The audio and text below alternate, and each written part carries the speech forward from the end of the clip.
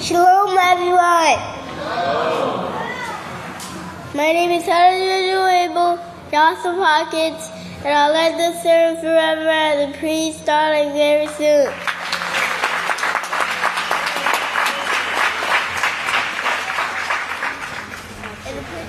Find your seats. It's now time to start finding your seats for Sabbath services.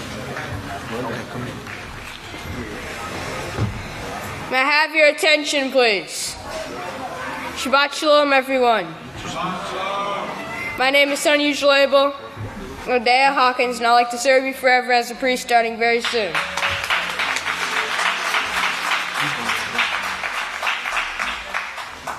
I have a privilege and honor to present to you the sons and daughters of Yisrayl now entering the sanctuary.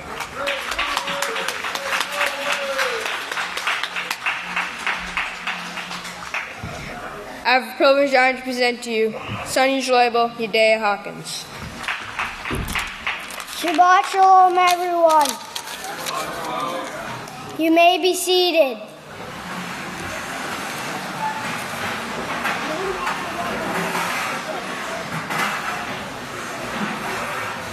The title of my speech is The Greatest Joy Given to Man. Service. What does service mean? The action of helping or doing work for someone. When we show service, we become servants to one another. We have a great example of a servant in these last days. Our pastor, Yisrayl Hawkins, he puts out newsletters, prophetic words, booklets, the peaceful solution, and more, all to serve us. We also have Yahshua Messiah, who showed the greatest example of servitude by giving his life for us.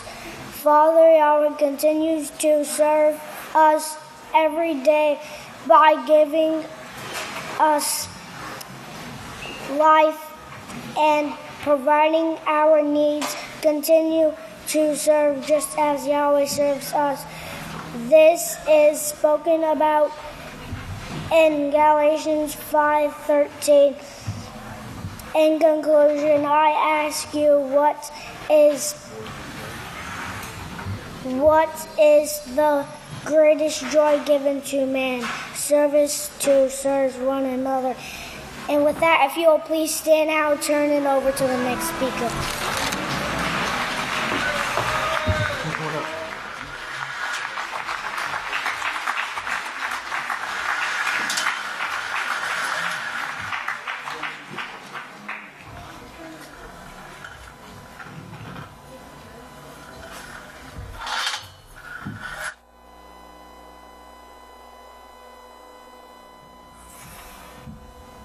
If you all please stand, it's my great honor and privilege to present to you the first speaker, great son of Yisrayl, Deacon Yisrayl Hawkins.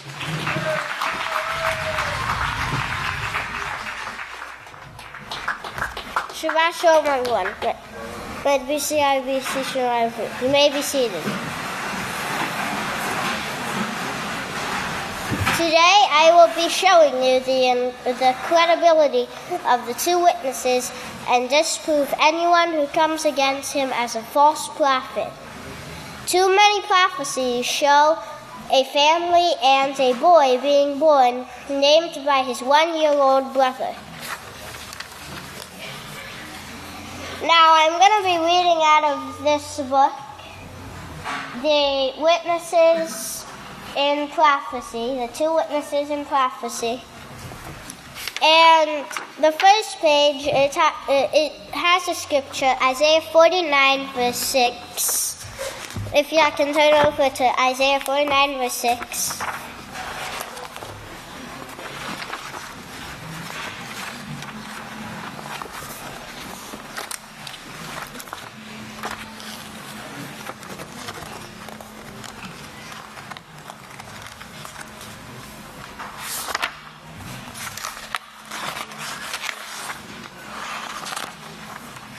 And it says, "And he said, it is not enough that you should be my servant to raise up the tribes of Jacob and to restore the protected of Israel.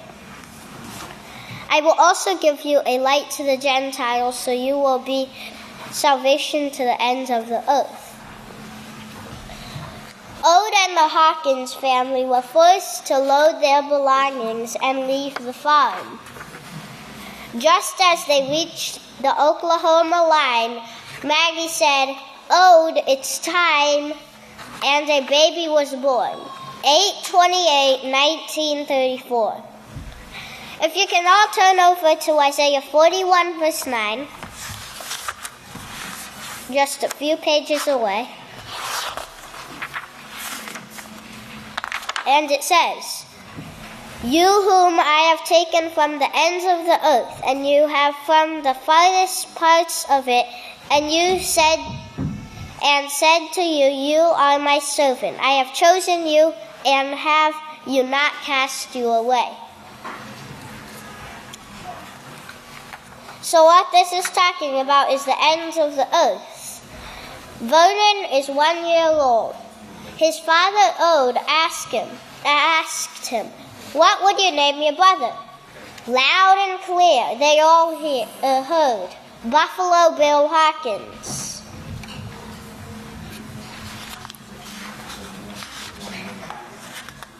If you can turn over to Isaiah 49, verse 1.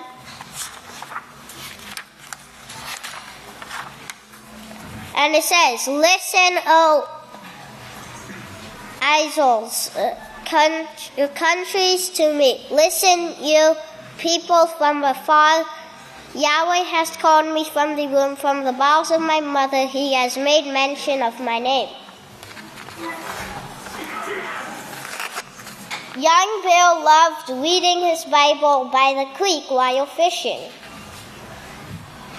and by kerosene lamp light with his family every night. Please turn over to Revelations 12, verse 14.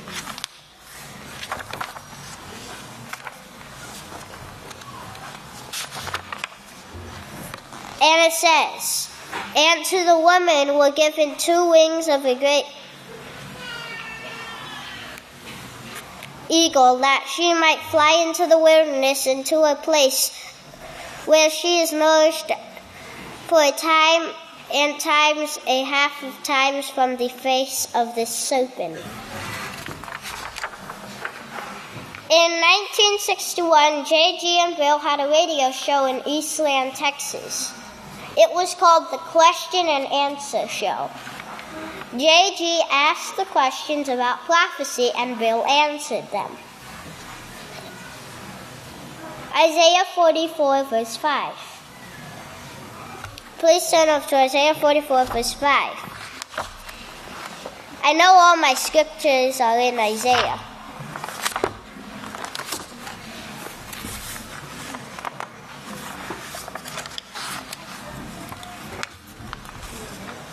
One will say, "I belong to Yahweh," and the same will call himself with the name of Jacob. The other will subscribe with his hand and write, "I belong to Yahweh," and surname himself with the name of Yisrael. J.G. was going to Israel, and the man checking tickets wasn't going to accept J.G. as a name.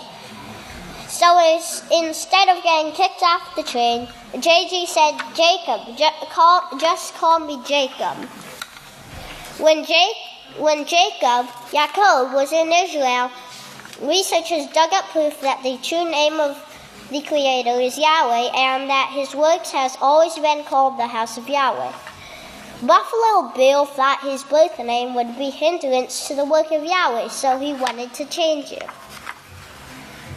The day before Bill was going to have his name legally changed, someone burst into his office with the correct spelling. The House of Yahweh was established in the courts of America in 1983, fulfilling many prophecies.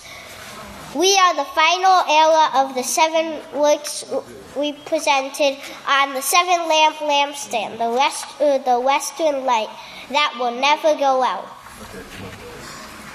In 1991, the witness Yaakov died. In 2008, the witness Yisrayl was arrested. Yisrayl Hawkins and the house of Yahweh brought back the truth, and we are taking the message of the kingdom to all the world. To be continued. We can see from the prophecies we have just covered that this is real. I myself have been to this exact spot where these prophecies took place. With that, I will turn it over to the next speaker.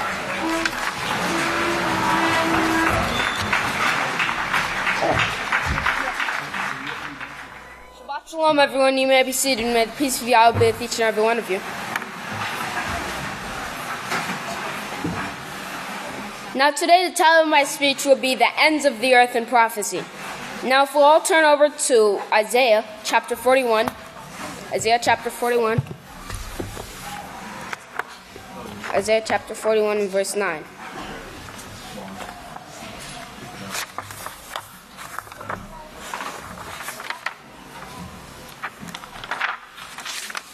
Found on page 555.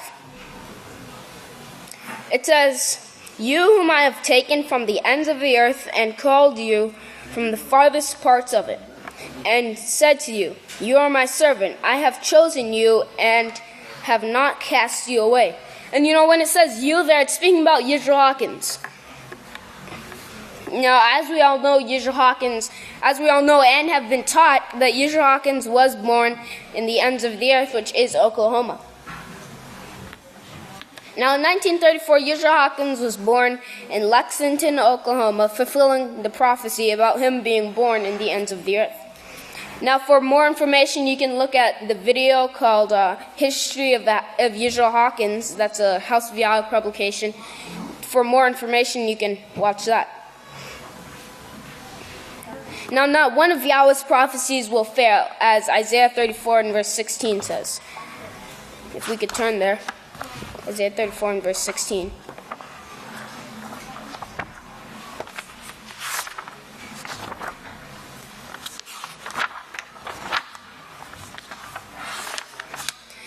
It says, it's found on page 551, and it says, "Search out the book of Yahweh and read. Not one of these will fail. For it is written, Yahweh is their shepherd, they shall not want, for his mouth has commanded it, and his spirit has gathered them." And in this situation right here, when the prophecy says that Yisrayl Hawkins will be born in the ends of the earth, that actually did occur. And then he would change his name to Yisrayl Hawkins, as the son of Yisrael, Deacon Yeshurun, just got done speaking to you about. If we'll turn over to Isaiah chapter 45 and verse 22.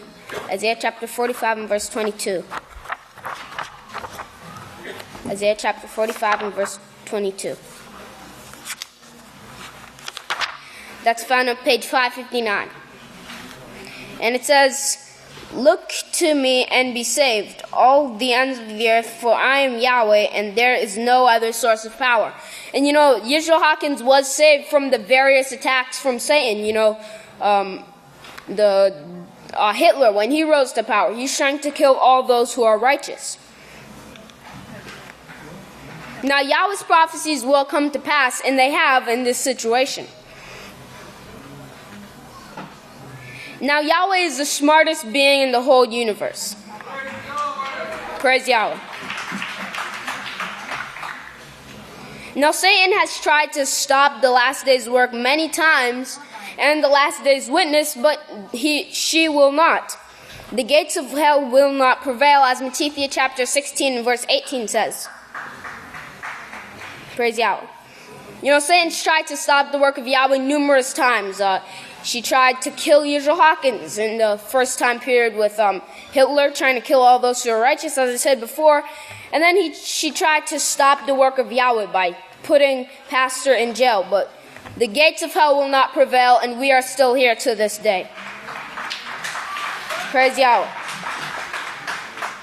Now, Yisrayl Hawkins is Yahweh's very elect, as Isaiah chapter 44 and verse 2 says.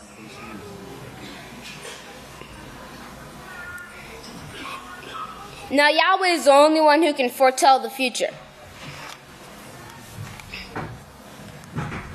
And we must all remember that Yahweh is in full control.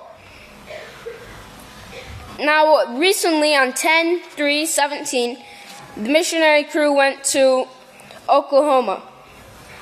There, when we visited Kimball's flour mill and many other places in Graham, Texas, and in Oklahoma that Yisrayl Hawkins went to. Now, there's no doubt that Yahweh is in full control over his house. Now, in conclusion, hold on like a bulldog and don't let go. And with that, if you all please stand. I'll turn it over to Son of Yisrael, Buffalo Bill Hawkins.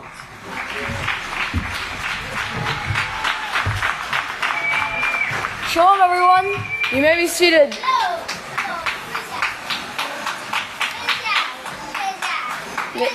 May the peace of Yahweh be with each and every one of you. Now, I have a very urgent message for you today, and I'd like all of you to pay attention and be quiet and listen. I'm actually afraid for some of you. Yes, I am. Let me show you what I'm afraid of, and I'll show you how to avoid this thing that I'm afraid of. If you'll turn to 2 Corinthians 11, and verse 3-4. But I fear that by any means the serpent subtly deceived Eve with her craftiness, so your minds may be corrupted and led astray from the simplicity that is in the Messiah. For if he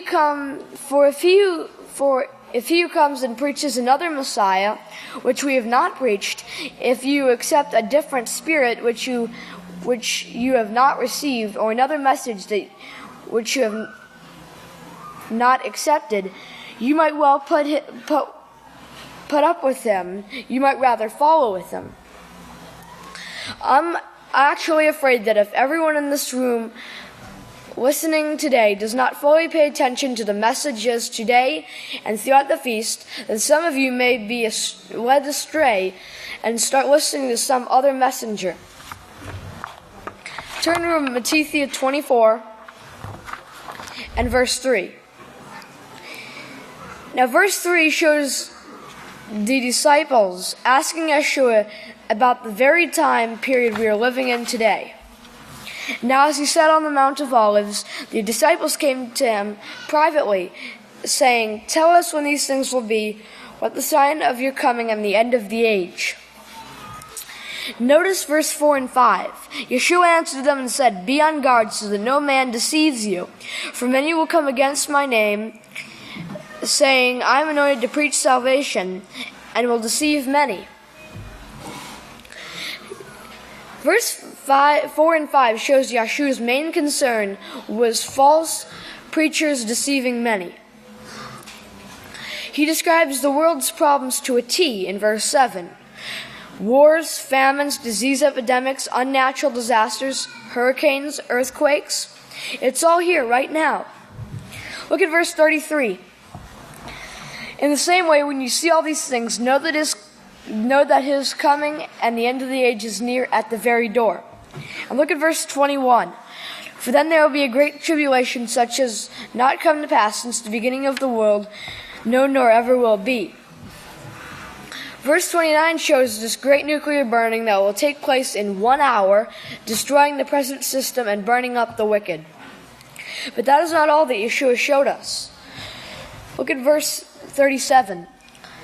But just as the days of Noah were, so will also be the coming of the Son of Man. As the days of Noah were, so also is today. Remember, in Noah's day there was Noah, who had an ark and a small group of people a small group of people which survived the flood. Yes, there's going to be a group saved alive through the great nuclear burning. But how can you know if you will be in it? Look at verse 21 through 26.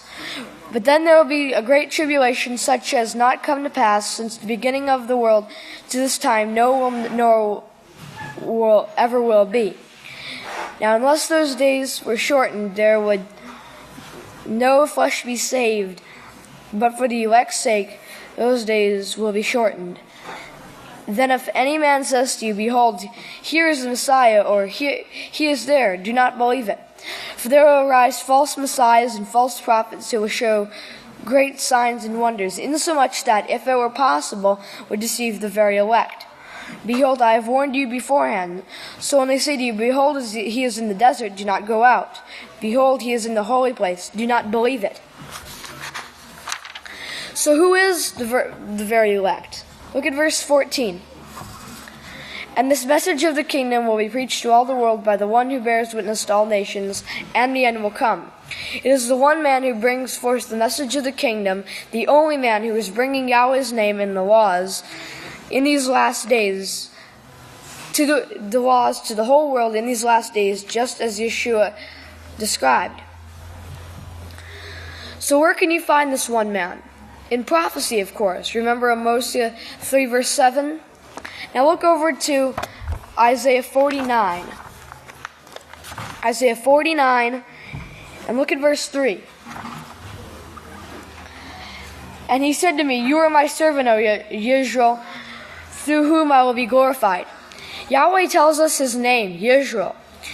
Look at chapter 45 on page 559, 45:4.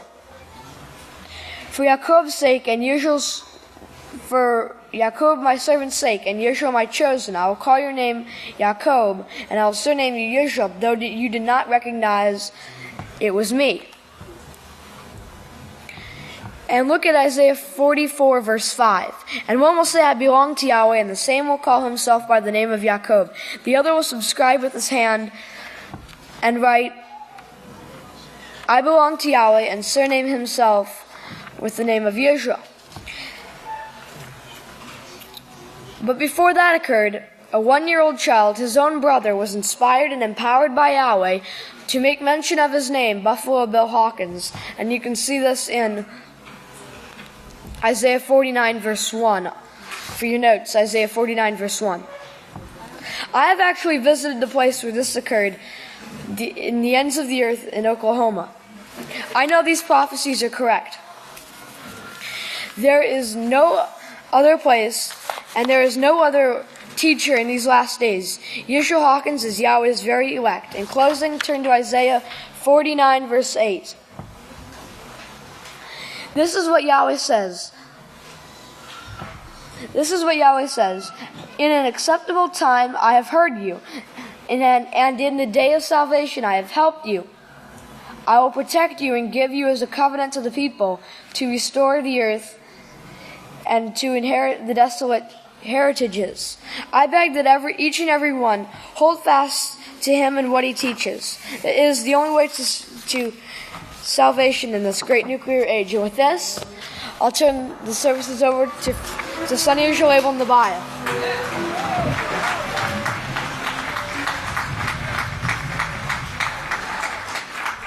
Shalom, everyone. You may be seated. May the peace of God be with each and every one of you. Today I'm going to be talking about obedience. Now, obedience is important, and it's spoken about in scriptures. So if we can turn over to Ephesians 6. It's on page 919. Page 919, Ephesians 6, and verse 1 and 2. It says, Children, obey your parents in Yahweh, for this is right. Honor your father and mother, which is the first commandment with a promise. And if we can quickly look over to Exodus 20. Exodus 20. and verse 2. It says, I am Yahweh, your heavenly Father, who brought you out of the land of Egypt, out of the house of bondage. So we can see here that Yahweh said he is our Father. So how we obey Yahweh is to do what the one sent by Yahweh says, who we know is Yisrayl Hawkins.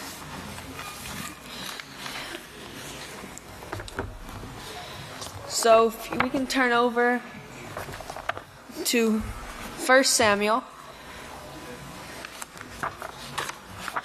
1 Samuel 12. It's on page 231. 1 Samuel 12 and verse 15. It says, however, if you do not obey the voice of Yahweh your Father, but rebel against the law of Yahweh, then the hand of Yahweh will be against you, just as it was against your fathers. So you see, right here it's saying that if you disobey or rebel against what Yahweh says, you will be cursed. Okay, so here's a great example of what occurred when somebody was disobedient to his instructions is in 1 Samuel 15, just a few pages over. On page 235, 1 Samuel 15,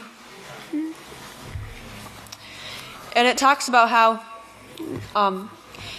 King Shaul was told to destroy all the Amalekites and not to spare anything. And it says that in verse 3.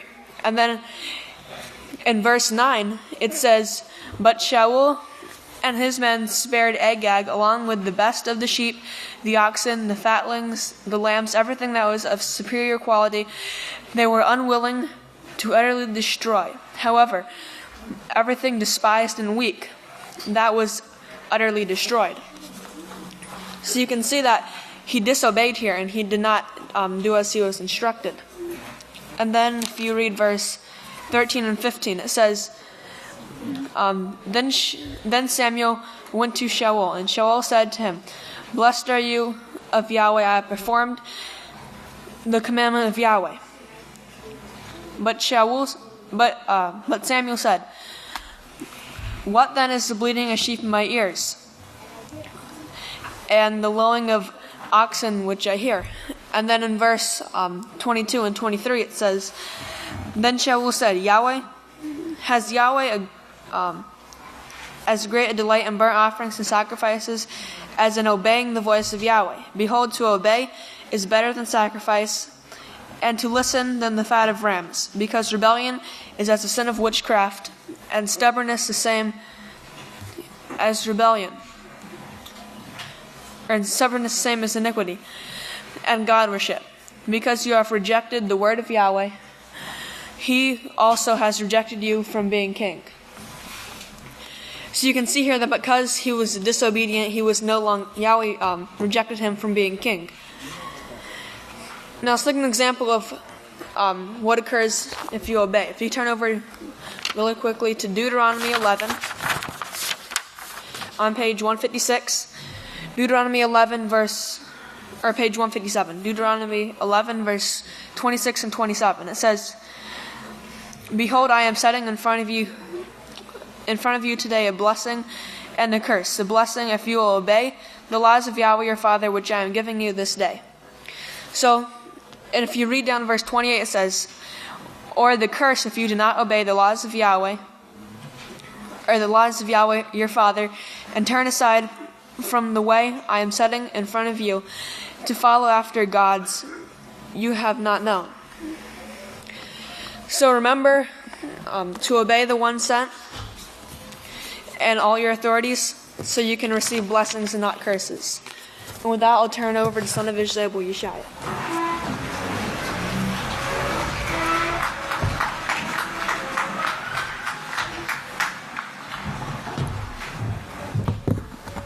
Shabbat Shalom, everyone. You may be seated. May the peace of Yahweh be with each and every one of you. The title of my speech is, The Gods Cause War, Be Like Yahweh, Not the Gods.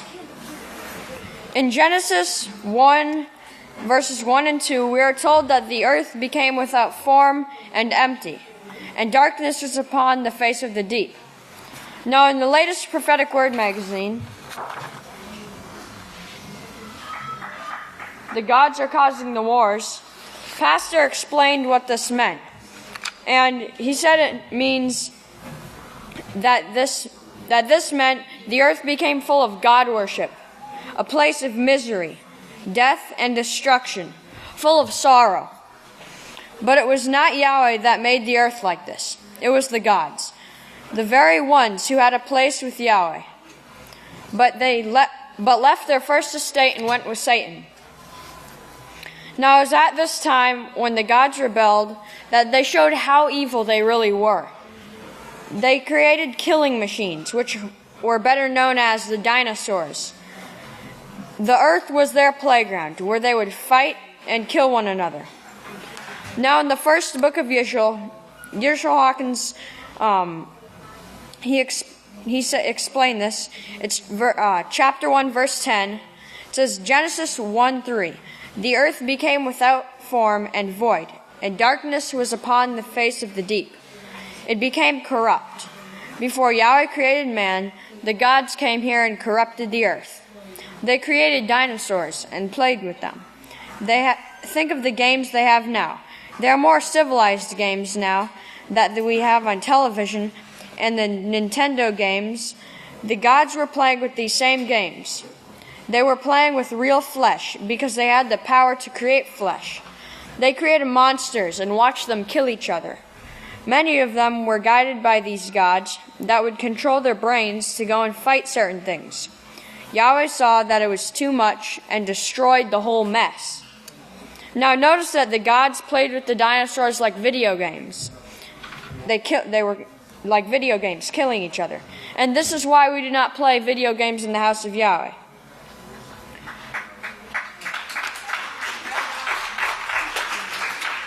Fighting and killing is a part of the ways of the gods, not Yahweh. And video games teach evil like the gods. War. Not righteousness like Yahweh. Now, after Yahweh cleaned up the earth from all the blood that the gods had spilled, he carefully took steps to bring about his plan of making mankind in his image and likeness. Yahweh did this by placing two trees before mankind. One known as the house of Yahweh, the other, the religion of Satan and the gods. It is our choice which one we follow, but there is only one right answer. Only one can make us in the image and likeness of Yahweh. Turn to Deuteronomy 30, verse 19. It's on page 173. Deuteronomy 30 and verse 19. It says, I call heaven and earth as witness against you this day. They have set before you life and death, blessings and curses. And skipping down in the verse, it says, therefore, choose life, so both you and your children may live. Now, only the house of Yahweh, the tree of righteousness, teaches the laws of Yahweh, which brings life and forms us into the image of Yahweh. Just like Yahweh formed the last day's witness, Yisrayl Hawkins, so he could do his job and build the house of Yahweh. In the first book of Yisrayl, chapter 22, verse 79, Pastor said, you remember what I told you when I went the first time before dignitaries and went into the Knesset itself. That is like going into the White House here to teach the president. We went into the Knesset for the first time, and when we came out here, I told Shaul that Yahweh trained me for this job. I can see now he trained me all of the way. He trained me all of my life for this job right here. I did it to perfection, and I knew it, and everybody else knew it. That time we must have seen 10 or 15 people. They asked questions, and I was able to answer every question and show them where they were wrong, and they had nothing to say. I knew that I had it. I knew Yahweh trained me for it. As it said right here, I was prepared for that job. Does that make you jealous of me? It ought to make you want to be a part of it. Be my son, be my daughter. Praise Yahweh. This is what I say. Praise Yahweh. Now, hopefully none of us are jealous of Yisrayl Hawkins, but hopefully all of us want to be zealous like Yisrayl Hawkins.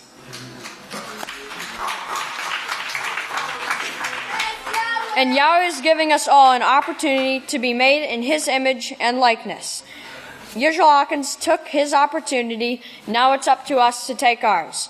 May everyone continue rejoicing at this feast, and may Yahweh bless your understanding.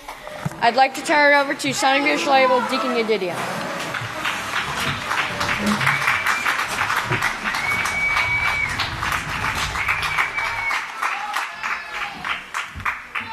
Shalom, everyone. You may be seated. May the peace of Yahweh be with each and every one of you.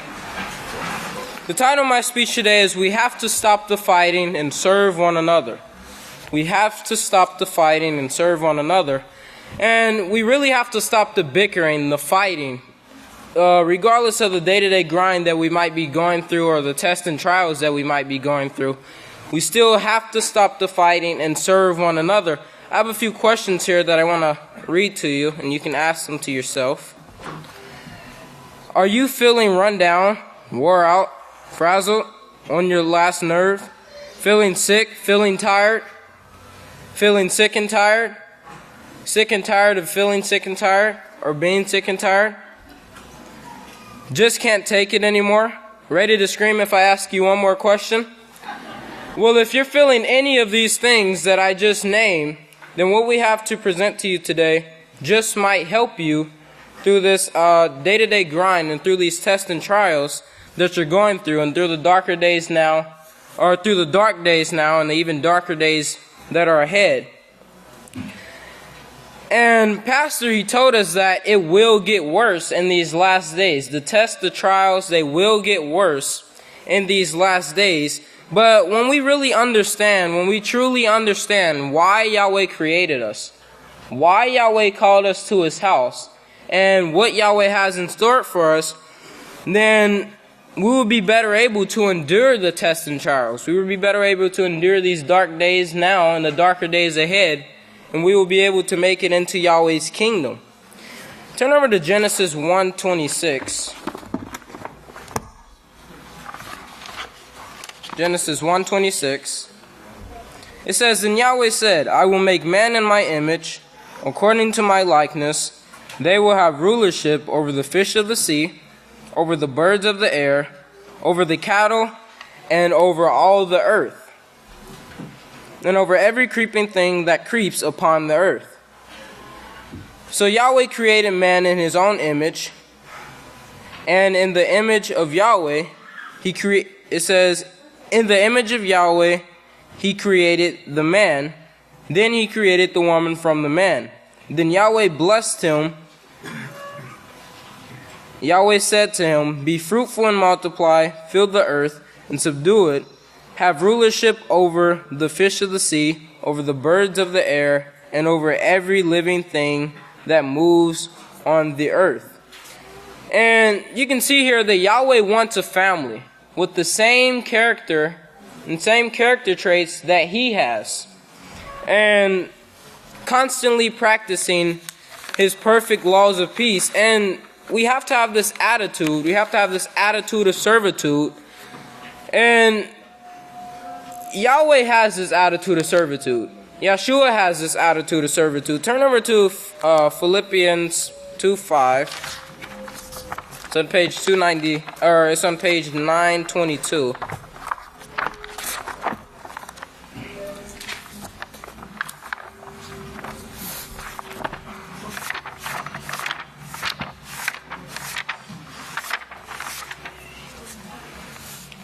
And it says, Philippians 2:5, it says, Let this mind be in you, which was also in Yeshua Messiah, who being in the form of Yahweh did not think it was something to be seized upon, to be equal with Yahweh, but abased himself, taking the form of a servant, made like man, being born. And being found in fashion, appearance, and conduct like and conduct like a man, he humbled himself and became obedient unto death, the death of the sacrifice on the stake. Turn over to Yachanan 13, verse 5. It's on page 830.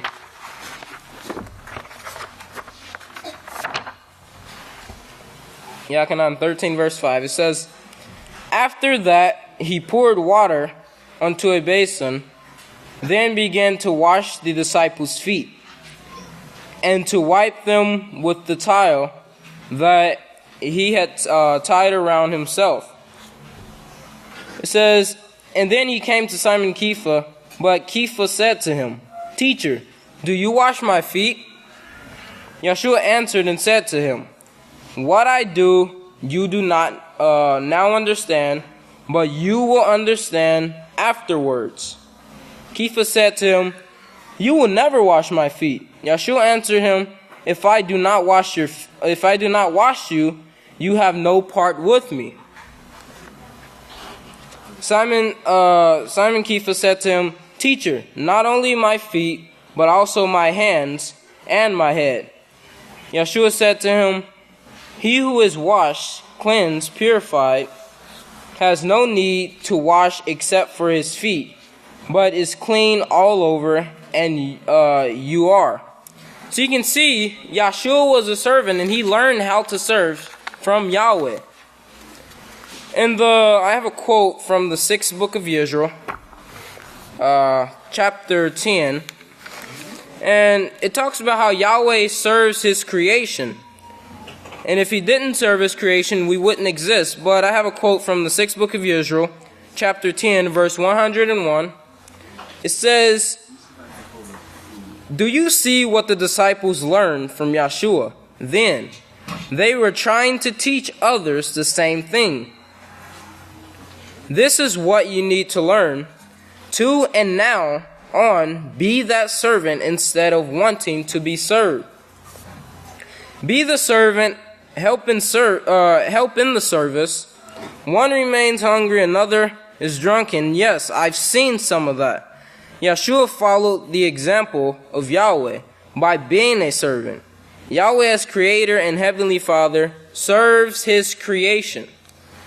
Yahweh being as Creator and Heavenly Father serves His creation. Without His service to us, we would not even exist. And Pastor also, he follows the same example of Yahweh and Yeshua. He follows the same example of being a servant and actually showing servitude to everyone. And Yeshua was a servant to everyone that he came in contact with. People loved to be around him. I have a story that I want to read to you. It's called As a Young Man Cleaning. It says, I don't know if I ever told you about back when I was in college. I was so thankful because they had given me the job of keeping the kitchen and bathrooms clean. After the evening meal, when everybody else was gone, I had free access to the refrigerator, which I made use of as I cleaned up. I made the floors shine in that kitchen. I was complimented several times by the teachers that just thrilled me to no end. I thought then I had part in the work of Yahweh. I cleaned those bathrooms to perfection. I took deodorant and scrubbed those commodes. I scrubbed around the commodes on the floor. When I got through, they were shining. People noticed that they were shining. And a quote down here says, I take great joy in doing everything Yahweh allows me to do. And we should take great joy in everything that Yahweh allows us to do. And in conclusion, I want you to remember, be a servant to everyone that you come in contact with. Okay, be like Yahweh, be like Yeshua, be like Yisrayl Hawkins. Follow the example. And with that, if y'all please stand. I'd like to turn over to the great Deacon Jacob. Shalom, everyone. You may be seated. May the peace of Yahweh be with each and every one of you. Now, I'll be speaking a little bit about one of the latest trips we went on to Laredo. Now, but before I get there, in positive law number 15, if you can see that,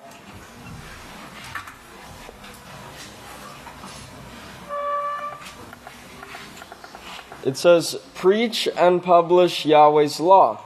Okay, preach and publish Yahweh's law. And that's what we do when we go on these missionary trips. We preach and publish Yahweh's law. Let's turn to Deuteronomy. Deuteronomy 6, found on page 152. Deuteronomy 6, and let's look at verse 9. Deuteronomy 6, verse 9. It says, and you shall write them on the door frames of your houses and on your gates. Okay, that's what we do when we spread out this message. We're preaching them Yahweh's law. Okay, now in Matithia, let's go to Matithia 24. Found on page 752, Matithia 24. And verse 14, it says, and this message of the kingdom will be preached to all the world by the one who bears witness to all nations, and then the end will come. And we know the one who bears witness is Yisrayl Hawkins. He is the one that bears witness to this dying world. Now, we went to a federal court in Laredo, in the southern part of Texas, the federal court. And inside of the federal court, we took a tour of it, and we came across these it was the U.S. Marshal Service. Okay, the U.S. Marshal Service. And when you talk to them, all they wanted to do was kill. And that's what Pastor told us about in the conference on peace, how when a child goes to public school, that's what they're trained to do, is kill. Okay, now, we went there on 8/10, and if I can get this for you. 8:10, this is from Strong's, I think it's Greek, Strong's Greek. 8:10, it means wantonness, it means wastefulness, it means without what can't be saved. Then you see down here, you see unsavedness. All right, and that's what the world thinks of people who go to prison, and that's what the U.S. Marshals Service job is for, is to take people in from prison or where they're from and bring them into court. Well, that's what they think of the people. They think that they're unsavedness. There's no hope for them. They're just pieces of trash, and that's how they look at those people. Okay, now if you turn to Isaiah, if you go to Isaiah 2, because we see here that people will learn the way of peace. Isaiah 2, found on page 531. And let's start at verse 2. It says, it will come to pass in the last days that the mountain promotion of the house of Yahweh will be established in the chief of the nations. It will be raised above all congregations, and all nations will eventually flow to it. Then you see, and many people will go and say, come, let us go up to the mountain of Yahweh, to the house of the father of Jacob, and he will teach us of his ways, and we will walk in his paths. For the laws will depart from Zion, and the word of Yahweh will depart from Jerusalem. Then verse 4, you see, he will judge among the nations. They will rebuke many people. They will beat their swords into plowshares and their spears into pruning hooks. Nation will not lift up sword against nation, neither will they learn war anymore. So there they will be taught the way to peace, and they will come here to the house of Yahweh to be taught the way of peace. Now if you look at verse 5, it says, O house of Jacob, Come, let us walk in the light of Yahweh. Now, what is that light? What is the light of Yahweh? Well, let's go to Psalms, just one book, or a few books back.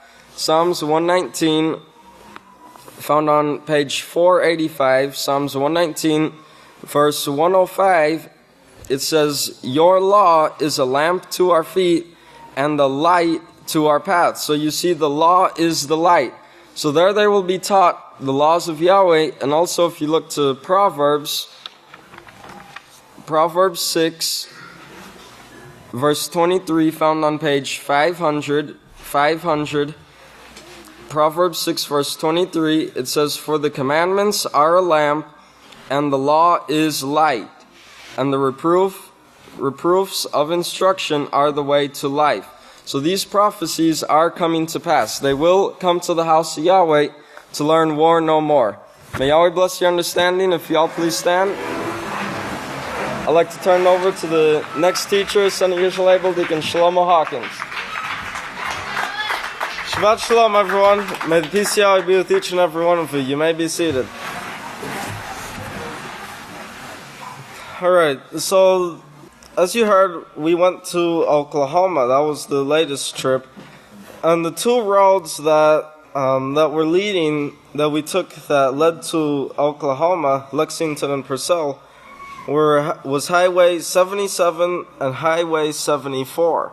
Alright, those two highways is the roads that lead to Lexington and Purcell, Oklahoma. Now I'm going to be showing you today how Yahweh is in full control of His plan, even to the exact point where our overseer, Yisrayl Hawkins, was born.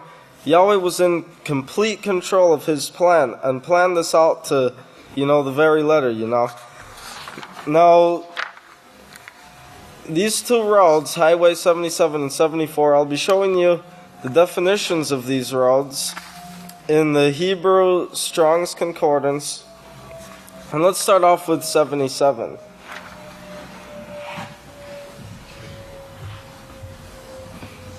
"77, as you can see here, it comes from this word, ibetz, but it means here, definition, it's a city in Issachar, but it means to gleam or conspicuous. Now, what does that have to do with anything? Alright, well, let me show you. Let's start with conspicuous. This is from the American Heritage Dictionary. It means, if you look at number 2, it means attracting attention as by being unusual or remarkable. Attracting attention by being unusual. Now, what occurred in Oklahoma that was unusual? The Dust Bowl, yes. Alright, and let's look at gleam. Gleam, it means a brief beam or flash of light. And that's talking about, this work is going to be short, but it's going to be a great work. So a brief beam or flash of light. Now, as you can see here, okay, here you have Highway 74, okay, so you can see this Highway 74, and 77 is right here, okay, so these two roads lead to Purcell and Lexington. Now, as you can see here, this river here, this is Walnut Creek. Remember, this is the creek that Pastor used to fish at when he was younger. And then this here is the Canadian River. And as you can see, with the river, it makes a Y. You notice that? Everyone notice that? How the two rivers make a Y, or the creek and the river. And then the 74 and 77 makes another Y, or an upside down Y, for Yahweh and Yisrael. Does everyone notice that? Or Yisrael and Jacob, the two witnesses. Alright, so you can see how Yahweh planned this out, And no, it's not a coincidence. Alright, Lexington and Purcell, those two roads is what we're going to be talking about. Now let's look at 74. 74 in the Hebrew, it means, or it comes from the word Abner, which means my father is a lamb. Now it comes from the word ner is 52:16, and 52:16 means a lamb. A lamb. Alright, and remember, if you go ahead and turn over to Psalms 119.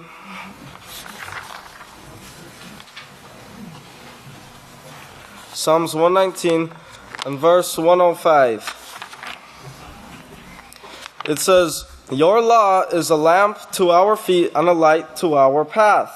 Alright, a lamp and a light. And that's what these two words mean. 77 and 74 both mean light. So you can see here, this is 52:16. Candle, lamp, or light. Now, also turn to Isaiah 49. Isaiah 49. This is talking about the two witnesses. It's on page 561. And verse 6 says, and he said, it is not enough that you should be my servant to raise up the tribes of Israel and to restore the protected of Israel. I will also give you for a light to the Gentiles, or a light to the nations, so you may be my salvation to the ends of the earth. Now that, as you can see there, our overseer is a light, and both roads mean light. Now, just for a fun fact here, remember 74 was one of Pastor's lot numbers. So you can see here. This is from the 16th book of Israel, chapter 42, verse 110. It says, here you have the lot numbers. The numbers were 17, 28, and 74. Okay? 17, 28, and 74. When you add all those numbers up,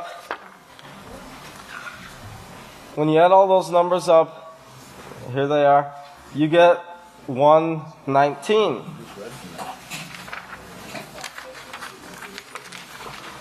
Here you have Canadian River.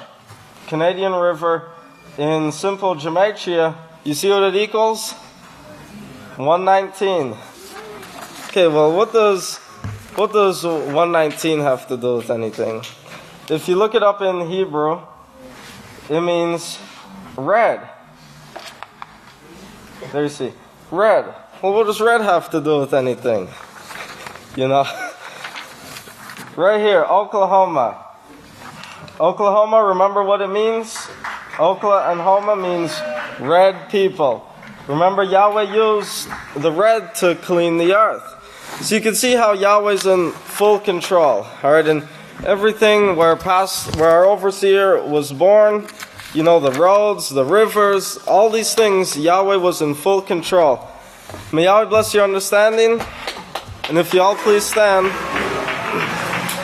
let's turn over to our next speaker, the great Deacon Yisrayl Hawkins. Shalom, everyone. You may be seated. May the peace of Yahweh be with each and every one of you.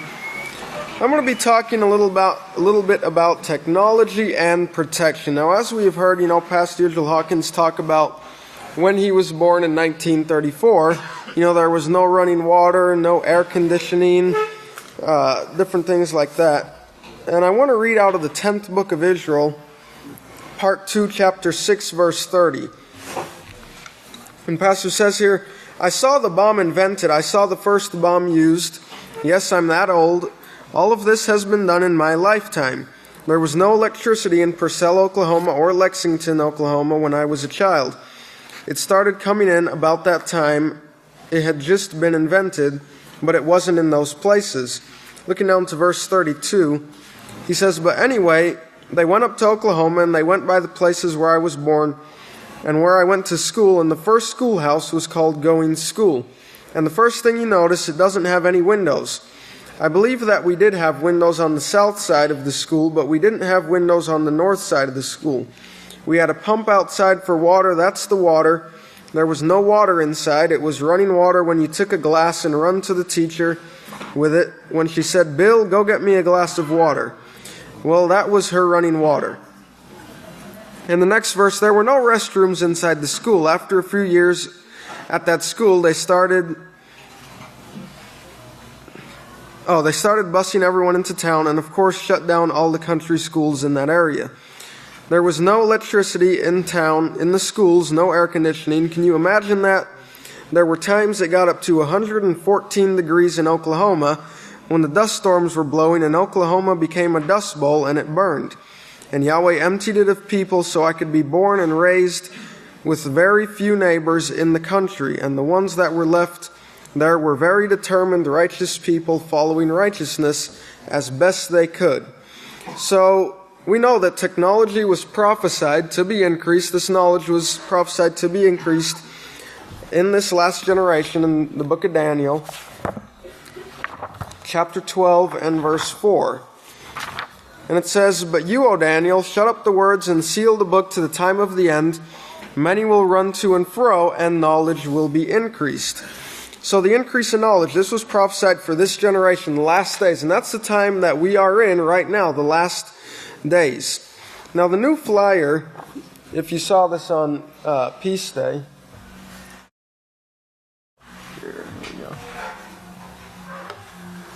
It was on the display table.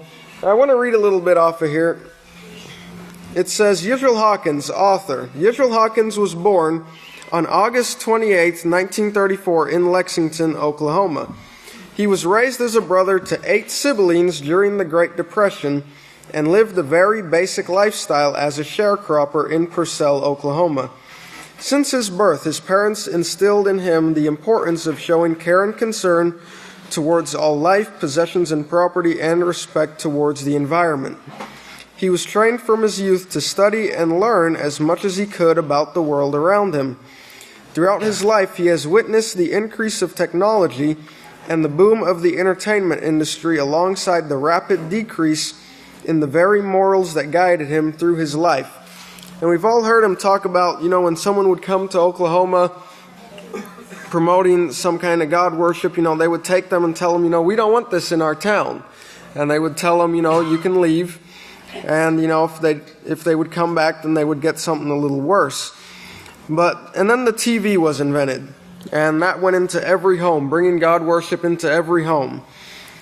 Continuing in this, on the flyer here, it says, witnessing this moral decline motivated him to raise awareness and share his training with others, ultimately resulting in his best-selling work, The Peaceful Solution Character Education Program. Comprised of over 60 years of study, research, and the consultation of many parents and teachers who share his dream, this work has been recognized globally as the most effective character education tool on the market. As a longtime promoter of world peace, Yisrayl Hawkins has met with many world leaders, held global peace conferences, and is a household name in many character education circles. Now, Satan didn't want this work to occur. He tried to stop this work, as we'll read about in the 11th book of Israel, part 2, chapter 4, and verse 15. Pastor says here, by the way, Hitler, he came into his power 26 days before I was born. Now, did Satan know something here? Apparently she did. And of course, she probably thought that I was among the Galilean priests that were still in Germany or Europe, because they tried to kill all of them out of Europe and out of Israel, what few were left there. They killed most of them in the days right after Yeshua had ascended to heaven. And then verse 16, but anyway, Yahweh had already taken my mother and daddy away in another place, in a land unknown at that time. And at the time that he tucked us away in safety and said he was giving this woman, giving her protection so she could teach and nourish up a work that was of 2 witnesses who had to be called from the ends of the earth, which is Oklahoma, the last land that was allotted to people in the United States, in this Babylonish land that Zechariah spoke of. That was the ends of the earth to be allotted to people.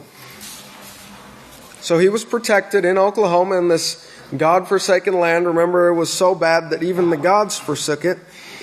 And then continuing in verse, let's see here. Verse 22, verse 24. Pastor says here, the only thing that Satan, it seems like, her only appearances is to give her soldiers the encourage to go out and kill more people. Skipping down a little bit, it says, the history says that they used to think there were millions. Now they're thinking they're in the trillions, the number of people that were killed by this group of crusaders who went out killing Yahweh's people, with Satan trying to get rid of the family members that would bring forth the work in a hidden land. But then to be certain of it, she raises up Hitler. And then skipping down a little bit, he says his mother and daddy, talking about Hitler, were both Jews or Hebrews, but they hated the Hebrews who kept Yahweh's laws, or taught Yahweh's laws. It was like Yeshua. He said they're going to hate you without a cause. Like they hated him without a cause and wanted to kill him. It's in their mind, it's put in the mind by their teacher to kill those who keep the laws of Yahweh. And back up to verse 22 here, Pastor says, but I think Satan thought she had Yahweh whipped because she killed over 6 million Jews at that time. Well, she's getting desperate. I told you she's getting very desperate at this time, and that's the reason you see these appearances. So she didn't want this work to go forth, so she tried to kill Yisrayl Hawkins, but Yahweh protected him in a hidden land, so that he could do this work. So he protected Yisrayl Hawkins, grew up in the God-forsaken land, and he was raised so that he could do this work of teaching Yahweh's laws. And in the 10th book of Israel, part 2, chapter 6, verse 30 here.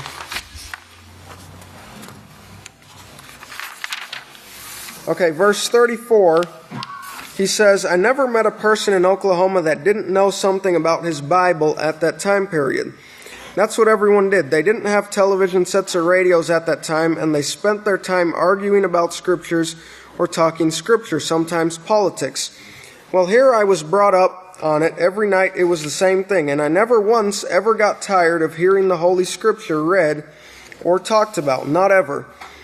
In fact, I became very interested in it, and especially the prophecies, and by the time I was 17 years old, I said the Bible is the most interesting book ever written, ever placed on earth. But I knew that the Creator had invented this book at that time. So we should find the same joy that Yisrayl Hawkins found in the book of Yahweh, in learning prophecy and learning the scriptures. We should find this same joy. And, we should never think that it's boring or that it's getting old. We should, as Yeshua said, the zeal for your house has eaten me up. That's how we should be. And in closing, in Proverbs chapter 13,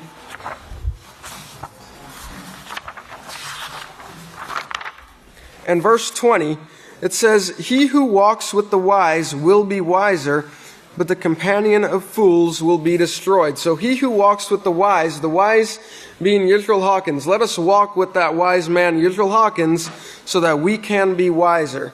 Let's not associate with the fools, because they will be destroyed. And with that, if you'll all please stand, I'll turn the services over to the next speaker, the great Deacon Yisrayl David Hawkins. Shalom, everyone. Please be seated.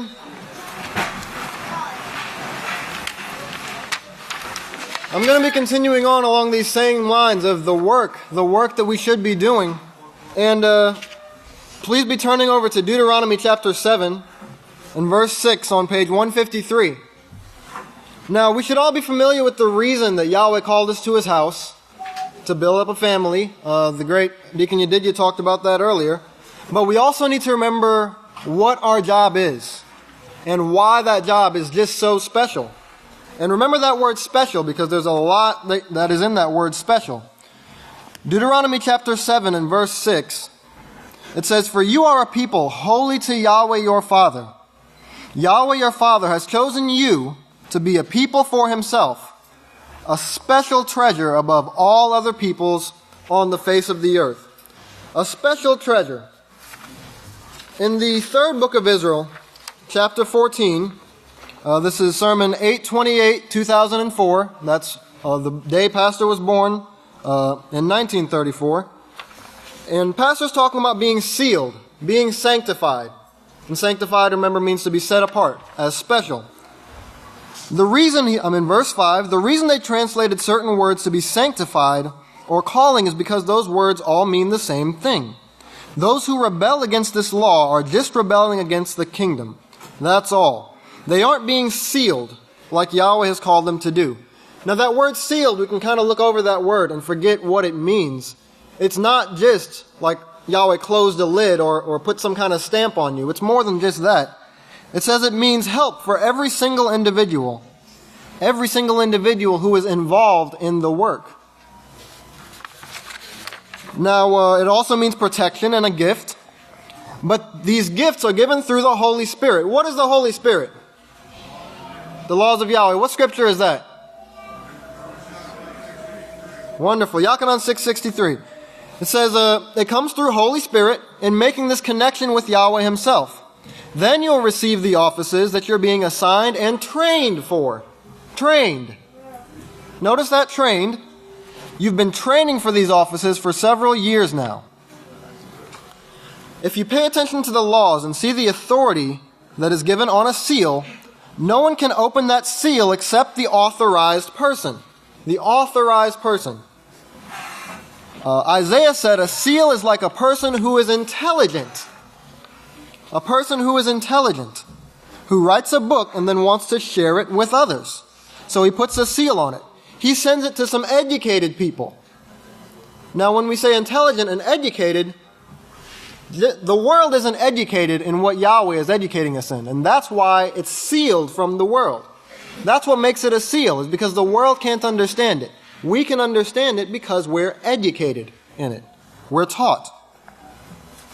So this intelligence comes through training, through education. If you remember the authority, the power that we're going to receive. What is power? Knowledge is power. So that power comes through training, through education. It means it's permanent. No one can open that seal without the right authority. Once again, without the right training, without the right information. Yahweh gives you these things in scriptures to show you what he's talking about when he places his seal on you. So Pastor's saying here that this seal is teaching, it's training, it's knowledge. And through that knowledge we can understand the scriptures, which are sealed from the world. Now, he talks about the ashes of the red heifer and says that also goes into the seal. It's a security, a stamp. Yahweh knew his people, and he fought their battles for them. And this word security, it means freedom from fear and anxiety. Now, how can you be free from fear? This is all part of this seal. How can you be free from fear? It's through the same thing, through knowledge. Pastor said in his last sermon that with the knowledge of Yahweh, you can foretell what's going to occur before it occurs. Because you know, if I do this sin right here, I'm going to suffer these curses. If you do this sin, you're going to suffer these curses. And you can foretell the future. If you practice Yahweh's laws, you have no need to fear because you're practicing Yahweh's laws. And Yahweh's already promised, praise Yahweh, Yahweh's already promised what will occur. So you can foretell the future that way. Remember, Yahweh's in control. Now the tests are still going to come. We're still going to be squeezed like those olives. And if you remember Job was known as a perfect, blameless, and upright man. But even still, he was tested extremely. But remember afterwards, he got those things that Yahweh had in store for him. So remember that. Now, notice the other side of let me continue here. Yahweh wants your mind on the work. The fear and anxiety come when your mind is not on the work. He wants it on the goal that he set for you. The work is more important than anyone or anything. It's the work that Yahweh has planned that's going to bring peace to the entire universe. When your mind gets off the work and you start drifting towards other things, whether it be worldly money, worldly jobs, worldly entertainment, worldly people, your mind starts drifting away from Yahweh. And that's when this fear takes place. That's when this death pain, agony, darkness, anguish, mental pain, and destruction, which is the title of this sermon. That's when these things start coming upon you. Now, the reason the work is so important is it comes with your training. Along with this work comes the training. This work is practice for what we're going to be doing in the kingdom. Now, what is this work? It's reaching out to the world and being a witness to them. Not only are we witnessing to them, we're witnessing to the universe. We're witnessing to the universe. They're well aware of what's going on. Now, it's a special job, he says, and I want you to think about that word special. That word special comes from a Latin root which is spect. Spect, and it means to see, to look. And here's a list of the words with that same root. We have spectator, which the entire universe are spectators right now. They're expecting, they're waiting for us. It's spectacular, a spectacular work that we're doing. It's a spectacle. Spectacles are glasses, and they're looking through a sea of glass. Just saying. Inspector, they're inspecting. Yahweh's inspecting our work. We have to be respectful, that's one thing, to the one who's guiding us. We have to be circumspect, which means to be like a circle. No flaws. We have to be perfect. And we're a particular sort, a kind or type of species, you could say. We're a certain type of people set apart, and we're special. So that's who we are. That's how special we are. Now the other side of the coin is Satan. She's jealous, and her mind is to try to keep the plan of Yahweh from taking place. She's totally blocked her mind, and that's that reprobate mind, and that's the other side that we could be partaking of if we don't focus on just how special that we are. Now, we don't want to do that. You know, we see people, we talk to them after they've been here for a while, and their minds are leaving, and it's like they've never even understood the plan of Yahweh. So we have to never, ever fall into that trap. We're either with pastor or we're against pastor, and pastor's going to do his job. He's going to do his job, and we're either with him or we're not with him. And notice the size of this family here. I'm sure pastor would love to give us all individual attention and help us all individually, but he can't come to each one of our houses every day and help us out. We have to pay attention to what he is giving us. He is our Father, and he teaches us every Sabbath day, just like a righteous father would. Brothers and sisters, we're the sons and daughters of Yisrayl Hawkins. All of us are, and we couldn't ask for a better dad. And his father is Yahweh. And if his father is Yahweh, that means our father is also Yahweh. So remember, there's only one special work in the universe, and all of us are that special work. Don't ever, ever forget it, and don't ever lose your part in it. It's your own choice. You don't have to do it. So if you'll all please stand, I'd like to turn it over to the next speaker, the great Deacon Samuel Vang Hawkins. Shalom, everyone! Great saints of Yahweh, you may be seated.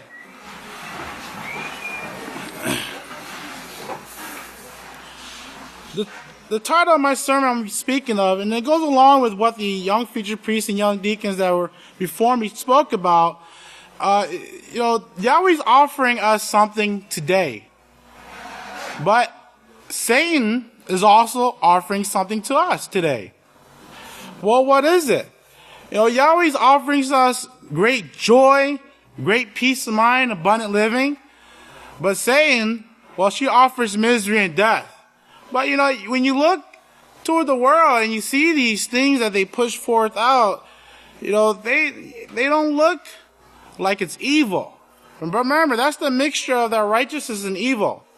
But right now, we have the greatest opportunity to learn the answers to the problems that we see in today's world.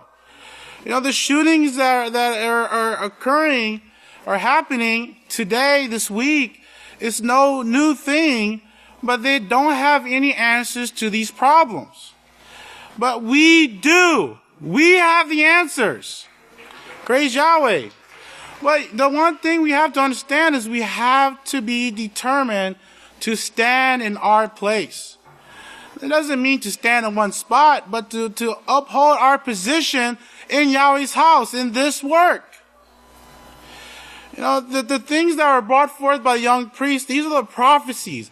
And we're actually witnessing these prophecies that have come to pass and that are going to come to pass. But when we see things, brothers and sisters, occurring and the prophecies being fulfilled, these things should help strengthen our foundation. You know, we should have that more of a desire to stay in Yahweh's house. Isaiah 2 verse 2 through 4, I just want to read this.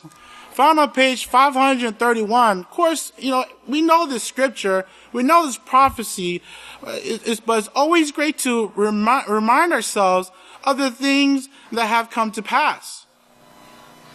Isaiah 2 verse 2, it says here, it will come to pass in the last days that the mountain promotion of the house of Yahweh will be established in the chief of the nation. That's here in the United States. And will be raised above all congregation, and all nations will eventually flow to it. In verse 3, and many people will go and say, come, let us go up to the mountain of Yahweh, to the house of the father Jacob, and he will teach us of his ways, and we will walk in his paths. For the law will depart from Zion, and the word of Yahweh will depart from Jerusalem. And if you look at also verse 4, it says, he will judge among the nations and rebuke many people. They will beat their swords into plowshares and their spears into pruning hooks. Nation will not lift up sword against nation. And notice this part. Neither will they learn war anymore. That's what they're going to come here for. They're not going to want to learn war anymore. But when they come, are we going to be the teachers there teaching them? Are we training?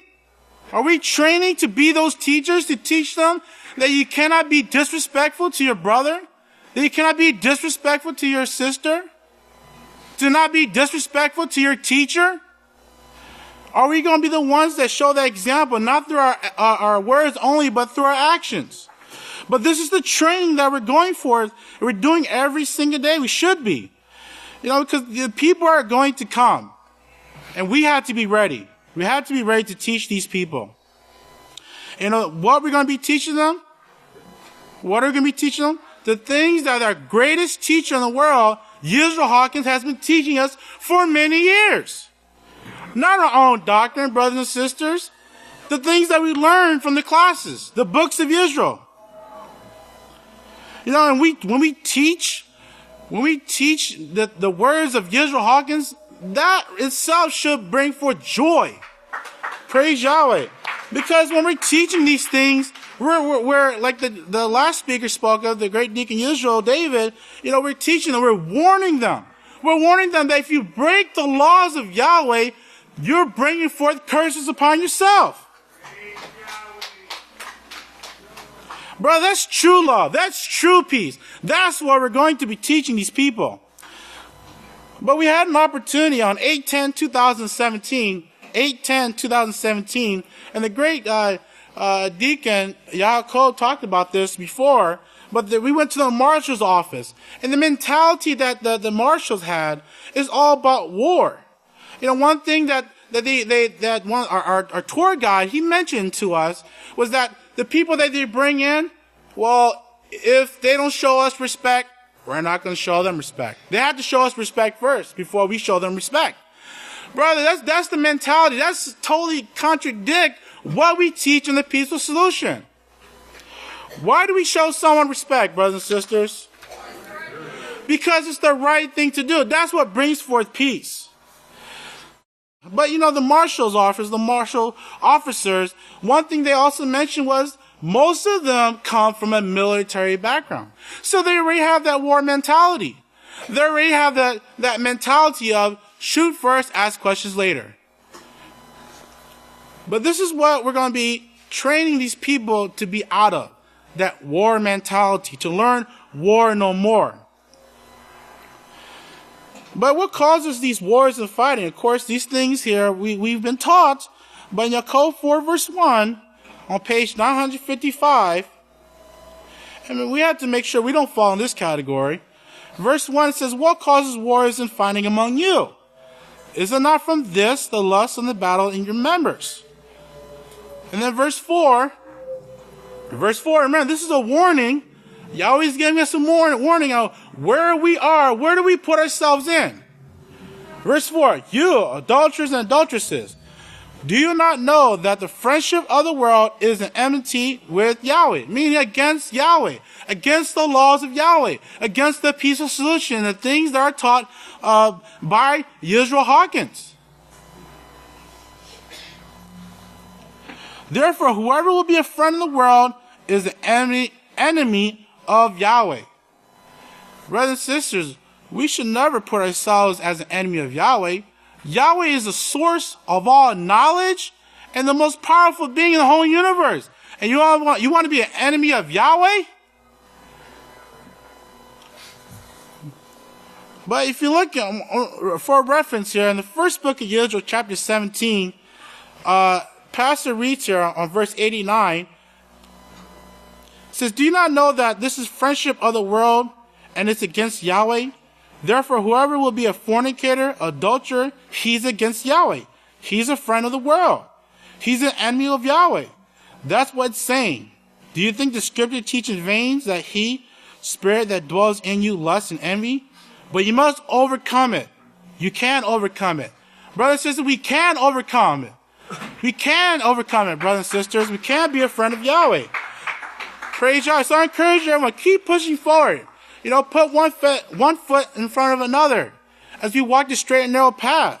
Hold on to the chosen branch. May Yahweh bless your understanding. If y'all will please stand. I'd like to now turn it over to the great deacon, son of Yisrayl Abel, Deacon David Knighton. Shalom, everyone. Please be seated. May the peace of Yahweh be with each and every one of you. Recently, I was asked a question, and what is our goal, really? The question I was asked was did I think or did I feel that we achieve our goals on these missionary trips? And so I had to think to myself, well, what is our goal? And so in thinking that, I always looked back as to what is Yisrayl Hawkins doing? What is his goal? What does he do? All right, now, one of the sons of Yisrayl, Abel, recently read to you this brochure right there. It's a little large, but right here you'll see the word witnessed, okay? He witnessed. He was witnessing. Then inside you have pictures of him witnessing to the world leaders, witnessing. And you can look all around the sanctuary, conference room, everywhere, and you'll see proof of him doing this witnessing. And so I thought about it, and I said, well, he's witnessing. It's obvious he's the witness because, he's the one telling us about the laws of Yahweh. He's witnessing to us about the laws of Yahweh, the truth, the only truth coming forth anywhere in this world. But you look, and it goes deeper than that. Yisrayl Hawkins is witnessing to us, just like it says on this magazine right here, in this prophetic word. It says, we tell it like it is, we tell it like it was, and like it will be. And that's what Yisrayl Hawkins witnesses. And right here, as you can see, he's the only one that witnessed the truth about what took place right here. The peace agreement, the 7-year peace plan. He's the only one who had any knowledge about that and told us about it. So he told us about that. He prophesied of it, and he witnessed to us and showed us that it had taken place. You witnessed the increase in knowledge, which took place in this last generation. It actually began the year that he was born. He witnessed these things. He told us about it and then gathered the proof about it and showed us so that we too can witness these things to others. Remember, we're going to learn what to teach and then teach what we've learned once we have authority to do so. So he tells it like it is, like it was, and like it will be. Remember, he prophesied of the start of the nuclear war in 2006. He witnessed that this was going to take place.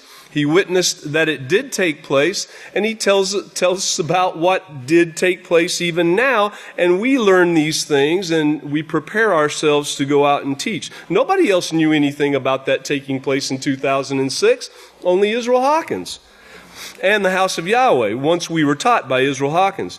So So I had to tell myself, okay, well, what is our goal? Well, he is a witness. He witnesses these things, so our goal must be to witness. Because I remember that pastor said that even if he came to teach and nobody showed up, he would still teach, right? It doesn't matter how many people were there.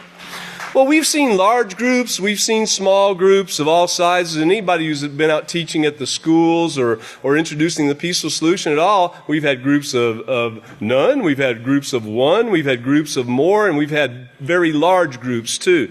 And so you go back and look what Yisrayl Hawkins did, we're doing the same thing. That's the conclusion of it, is what is our goal? Our goal is to be a witness like him, is to be like Yisrayl Hawkins. So it's the past and the present and the future, again, learning what to teach and then teaching what we've learned. And so our goal and what we need to do right now is to witness these things. We also witness what we see taking place. And that's what's going on here today in this presentation, is we are witnessing to you some of the things that we've seen taking place along the way.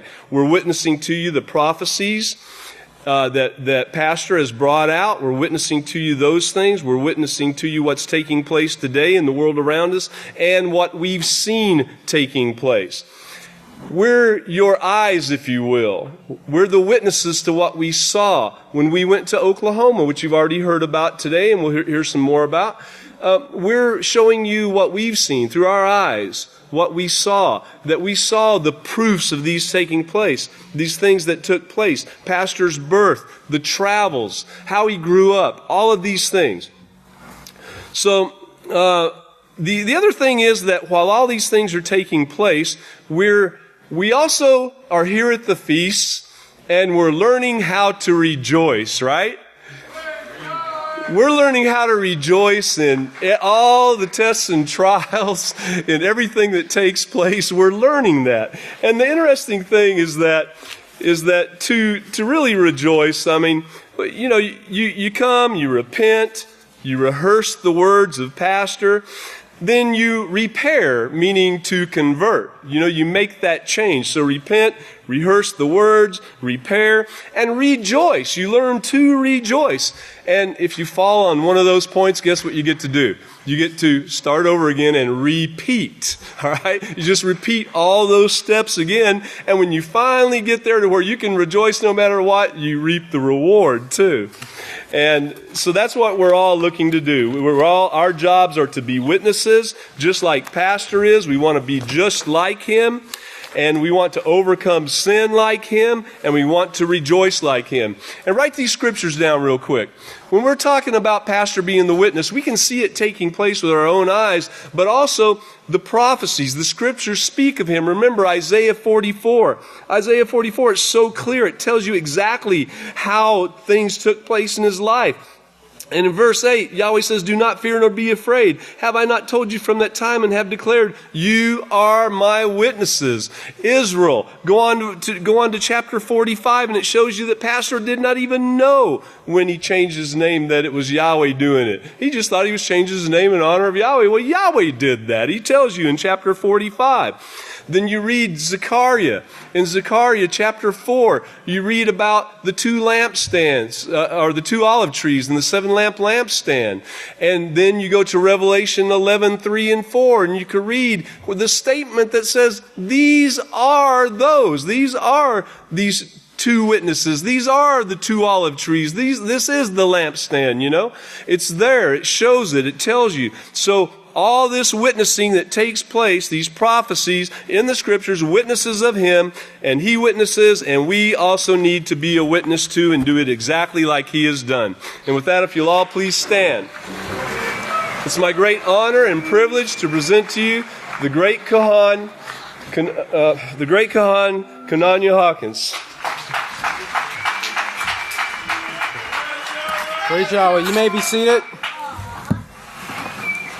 Now, you're going to think that the great Deacon David and myself got together with all the rest of the young priest and put together these sermons, but of course that's not the case. You know how Yahweh actually works with his people, do these things, that is to bring forth the message. Pastor said it not too long ago. It's amazing how Yahweh brings all these things together in his house. You know, I was I was talking with my sons earlier in the feast, and I was telling them about being the Feast of Tabernacles in the last great day. And one of them said, I said to him, you know, we've got the Feast of Tabernacles and the last great day. So if we've got a last great day, you know, there had to be a first great day. And I said, do you know when that was? And they said, well, you know, was it yesterday? I said, no. You know, was it, Pentecost? I said, no. And then one of them said, I know. It was the Sabbath. And I said, you know, son, that's right. That was the very first day Yahweh made as a blessing to mankind. You know, the Sabbath day. You know, that was it. You go all the way back to Genesis in chapter 2 there, we see Yahweh bless the Sabbath day and he made it holy. He made it a blessing to one another. And what did he do? He made it so that mankind could rejoice. Now, you know, it's interesting how our children in the house of Yahweh are seeing. They're actually looking forward to these things. They're looking forward to the kingdom. They're looking forward to receiving their powers. They're looking forward to meeting Yeshua and to teaching the nations. They know and they see the God worship and the disunity in the world, the hatred and the misery, and they want nothing to do with it. And as parents, we should continually strive and encourage them to keep their minds in that same direction. It's our responsibility. And the greatest example that we have is our pastor and overseer, Yisrayl Hawkins. And as he does, so should we. So should we. I want you to, I'm not going to get too much into rejoicing. I mean, everything what's been brought out today has to deal with and ties into rejoicing. But I want to give you for your notes here, when you get the opportunity and you get home and anybody have leisure time here? I don't know if anybody's got leisure time. But anyway, if you do find yourself some leisure time, in the 5th book of Yisrael, chapters 22, 23, 24, 25, and 26, Pastor has a series of sermons entitled, What It Means to Rejoice at the Feast. What it means to rejoice at the feast. And it would be a great idea to go back and reread those sermons there and get in your minds the definition of rejoicing, how to rejoice. And in fact, if I'm not mistaken here, in Deuteronomy chapter 14, let's see here.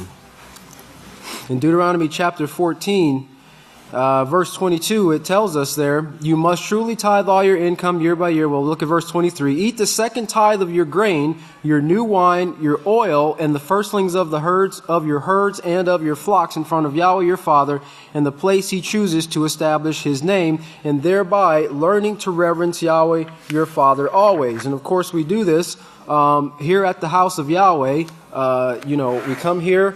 We have classes, we have workshops. You know, I was thinking about 25 or so years ago when we first came to the house of Yahweh, Passover of 92, and how much things have changed. Because I've heard the statement made, I like it to be like it was, before, or the teachings to be like it was before. Well, the fact is, the teachings aren't going to be like they were before because we're advancing on towards greater things. The laws and the prophets are still there. Praise Yahweh. In fact, in Ecclesiastes chapter 7, verse 10, it actually says, don't say, the old days, why were the old days better? You're not showing wisdom by doing that. But Yahweh is moving us forward. And remember who's guiding this house, who's guiding the one sent, as we read in Zechariah before many, many times. It's our high priest and Savior, Yeshua Messiah.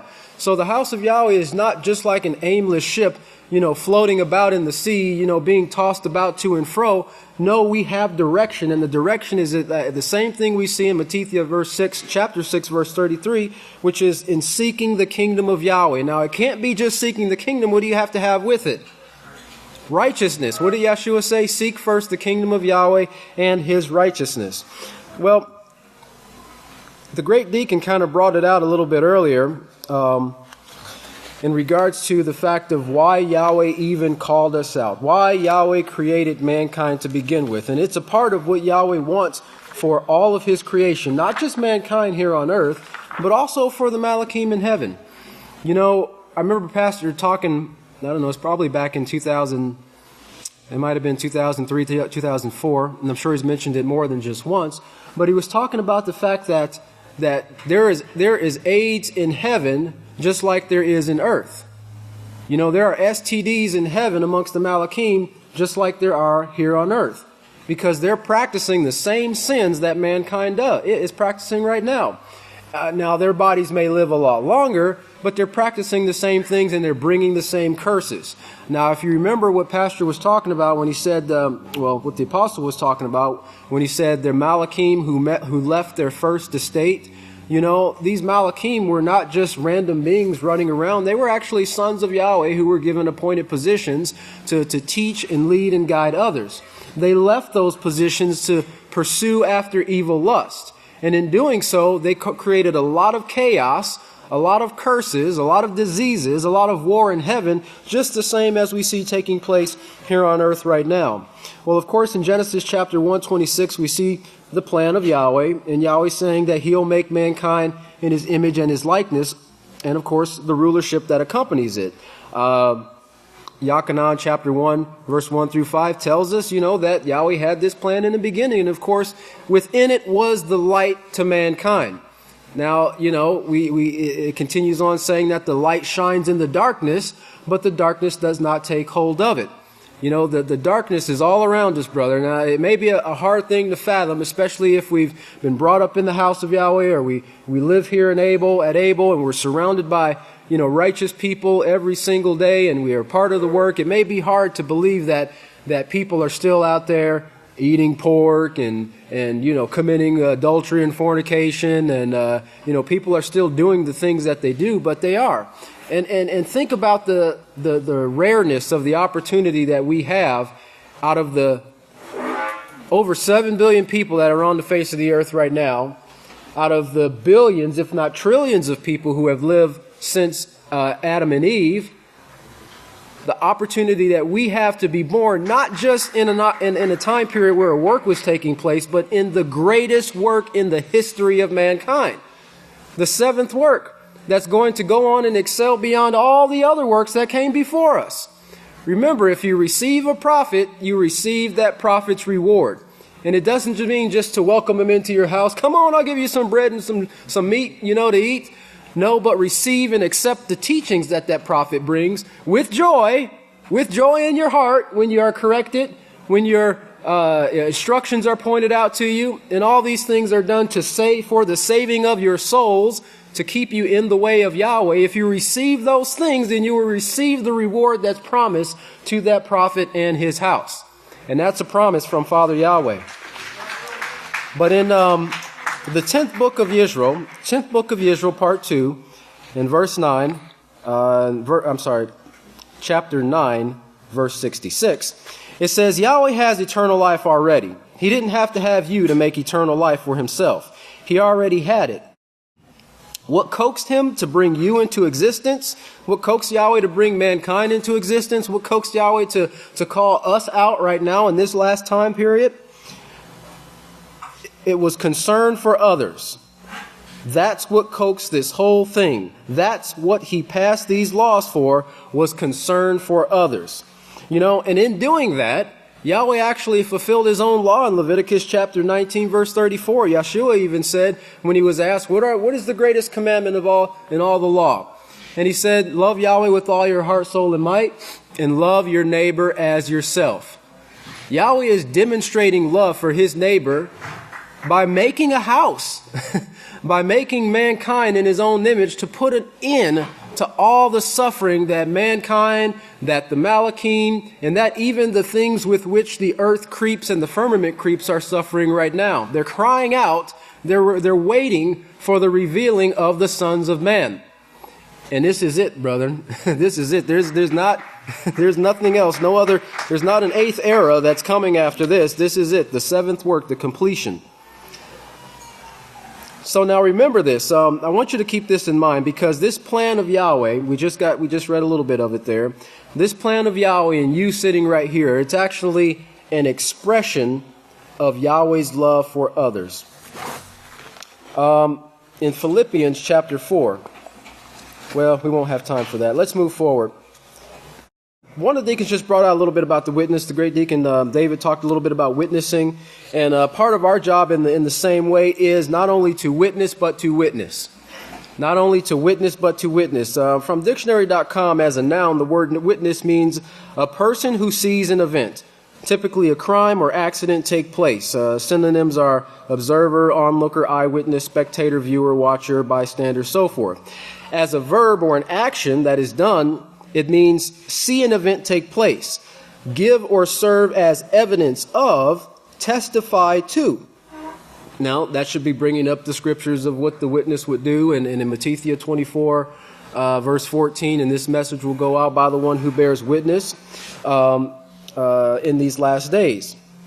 Now, one of the things that we as individuals in this house, I remember Pastor saying a long time ago, he says, he asked us the question, how do we know that Moshe didn't write the book of Genesis?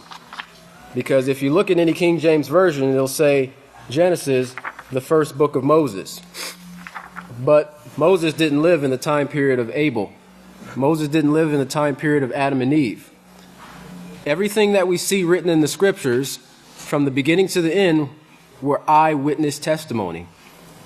What people saw and what they wrote in the books where Yeshua walked the earth, that was eyewitness testimony.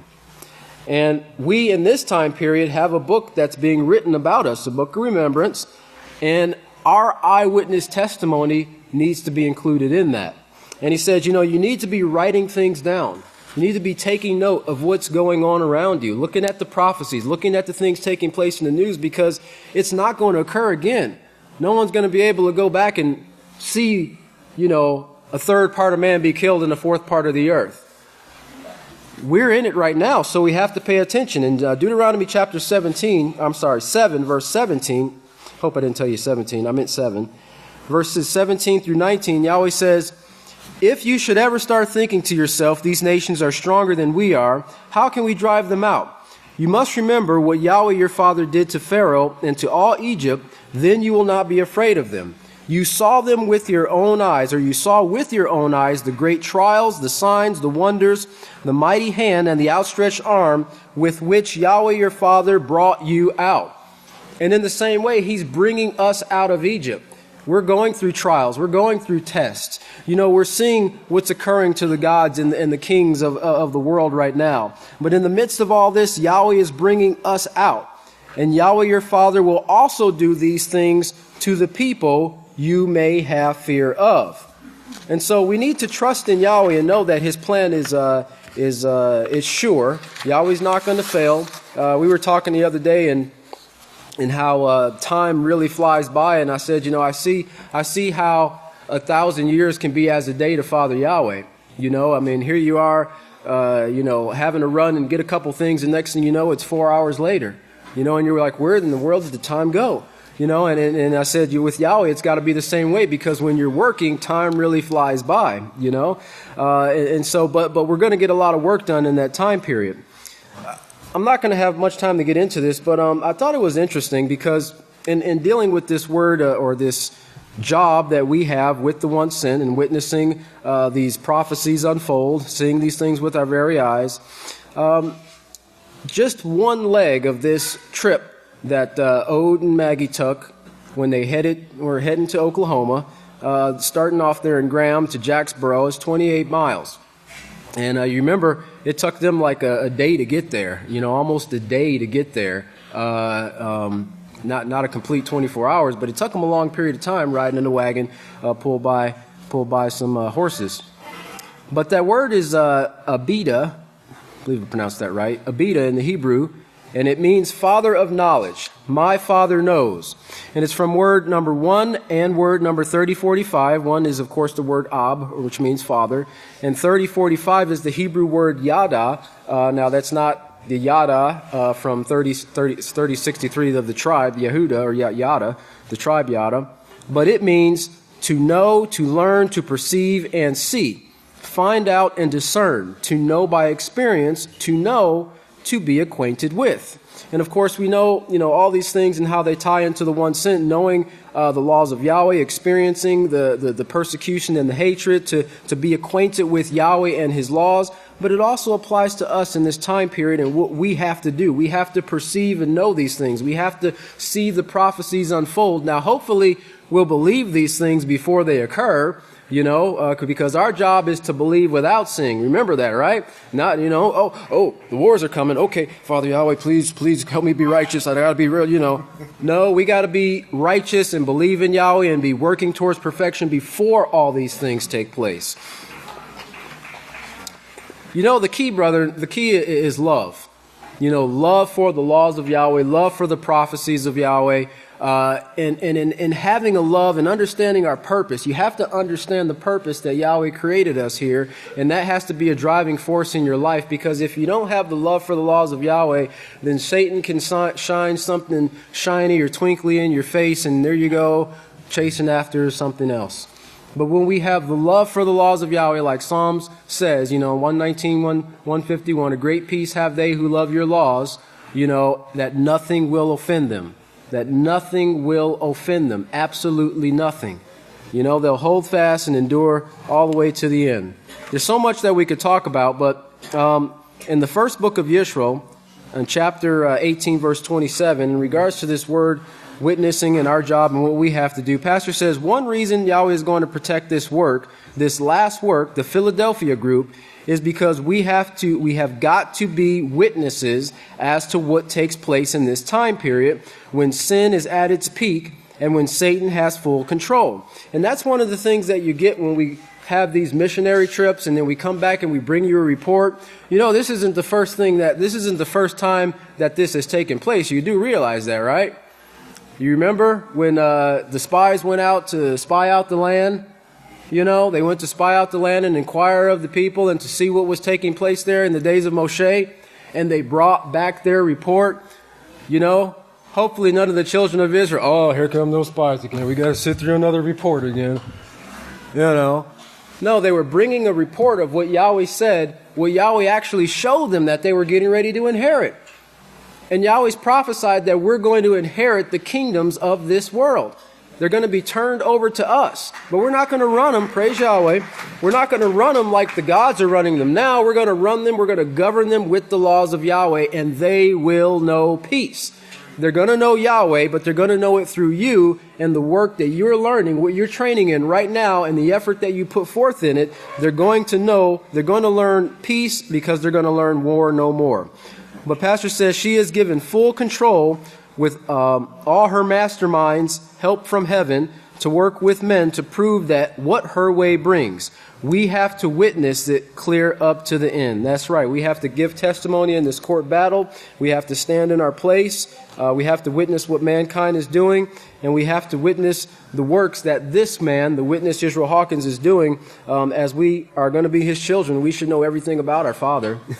We should know everything about what he did and what's going on because we're in this great house. But brothers and sisters, endure to the end. Don't let anyone take your crown.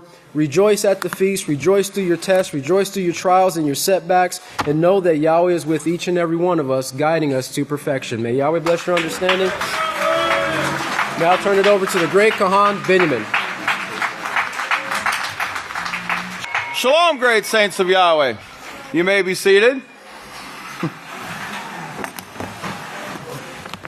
Okay.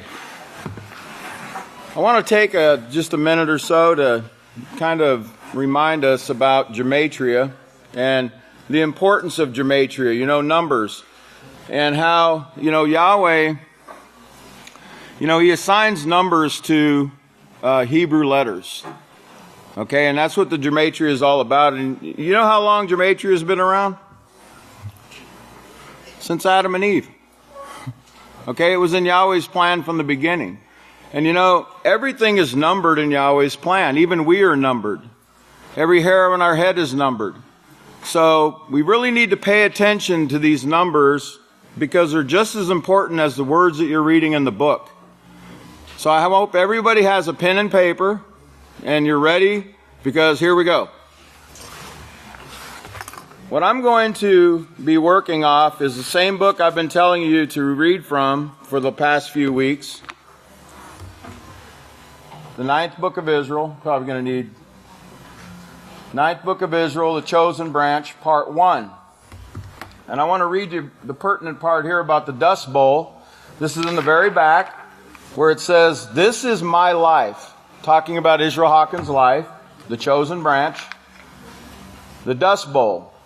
Now he says, if you think about the house of Yahweh in these last days and the drought that I just mentioned, driving the people away, underline that, driving the people away from Oklahoma to where Oklahoma was almost barren. And that's the way I was raised, with a well of water, and you let the bucket down so far, no electricity, no heat, except for a wood stove or the wood cook stove. That was it. A kerosene light. They did have kerosene in my lifetime. They had started to discover oil, and the oil was coming on, and cars were being invented, but very few of them in Oklahoma at the time. He goes on to say, it was a dust bowl, and Yahweh hid me there, as he showed in Revelation 12. He hid me there and raised me in a certain manner, to where I would bring forth a certain work for him later. All of that was done the same way. The same way it was done with Yeshua, same way it was done with Moshe, the other anointed ones. So it's hard, or it's difficult to hide something from Satan, but it is possible for Yahweh to do it. And he shows some pictures, the old, kind of looks like an old vehicle there with a, chair and everything thrown on. I mean, that's a loaded down wagon there, isn't it? And some old farming implements. And then on the next page, I'm going to read the rest of this. I don't know how many sermons I've given on that, hidden in Oklahoma. Hidden in Oklahoma for an appointed 1,260-day time period, clothed in darkness. That's where he hid me, and the reason he hid me and my family, was for the purpose of that work. Yahweh hid me, he said, and educated me for the purpose, hidden in Oklahoma. This is what I brought out in sermon after sermon. Hidden in Oklahoma, a God-forsaken land, they called it. Hidden in Oklahoma for an appointed 1,260-day time period, which is named there. It's also named in Revelation 11 as a time period, that time period clothed in darkness. And here you see, the dust coming, that red dust from the Dust Bowl days. And it shows here the winds made the sky, it says the winds made the sky boil red, blood red. Like that number 119, which means red, because it's red dirt.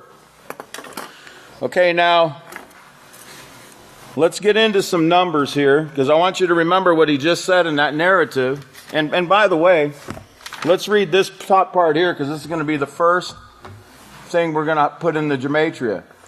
Pastor says, in the shadow of his hand, he has hidden me. Isaiah 49:2. So let's look at that in gematria. Right here. Can you zoom in some? Okay. In the shadow of his hand, he has hidden me. The first number is 1648. So let's look at that. 1648. It's the word Gershon. And it means expulsion. Well, what does expulsion mean? Well, I'm going to show you. It's from 1644. 1644, and it means to drive out. To drive out. Did he not just tell us that they were driven out of Oklahoma? And what for? To hide the witness, to protect the witness, the last day's witness. Are we all on the same page now, right now? It means to drive away, to expel, to thrust out. To thrust out of the land, to drive out of the land. To be driven away, drive out, drive away, to be thrust out, to expel. Okay. That's word number 1648. In the Hebrew, by the way. Now, the second number is 1878. Okay? So let's look at that number. It means anointed. Anointed. Well, who was there in that land? The anointed. Yahweh's anointed. Remember, he protects his anointed. Yeshua, Moshe were all protected in the same way. Okay? No difference. Let's look at the third number. Third number in this gematria of in the shadow of his hand, he's hidden me, is 313. So let's go. First of all, I'm going to read you an excerpt from the White Buffalo Prophecy.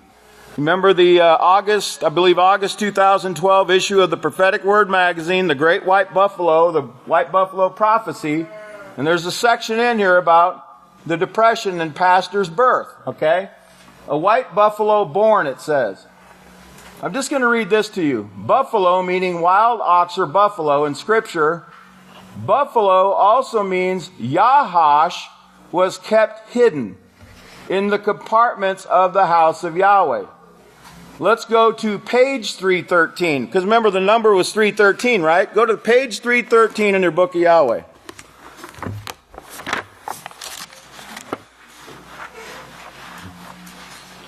Page 313. In 2 Kings 13, chapter 1, and notice, in the 23rd year of who?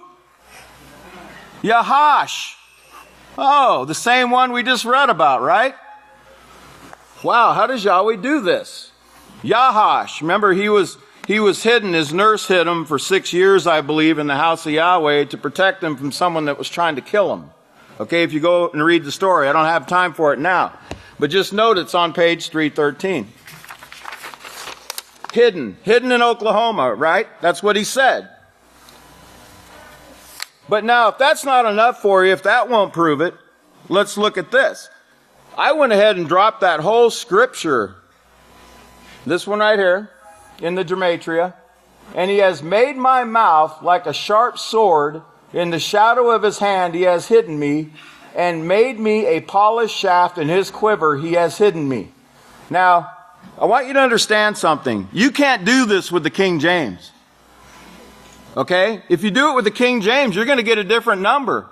You're not going to get the same number that I'm about to show you. The same meaning. Here it is. 6080 in the Hebrew gematria. So let's look at 6080. Oh my word. To throw dust? Well, if that's not enough, it means to keep dusting with dust. To keep dusting with dust? Come on, give Yahweh a hand. He did it.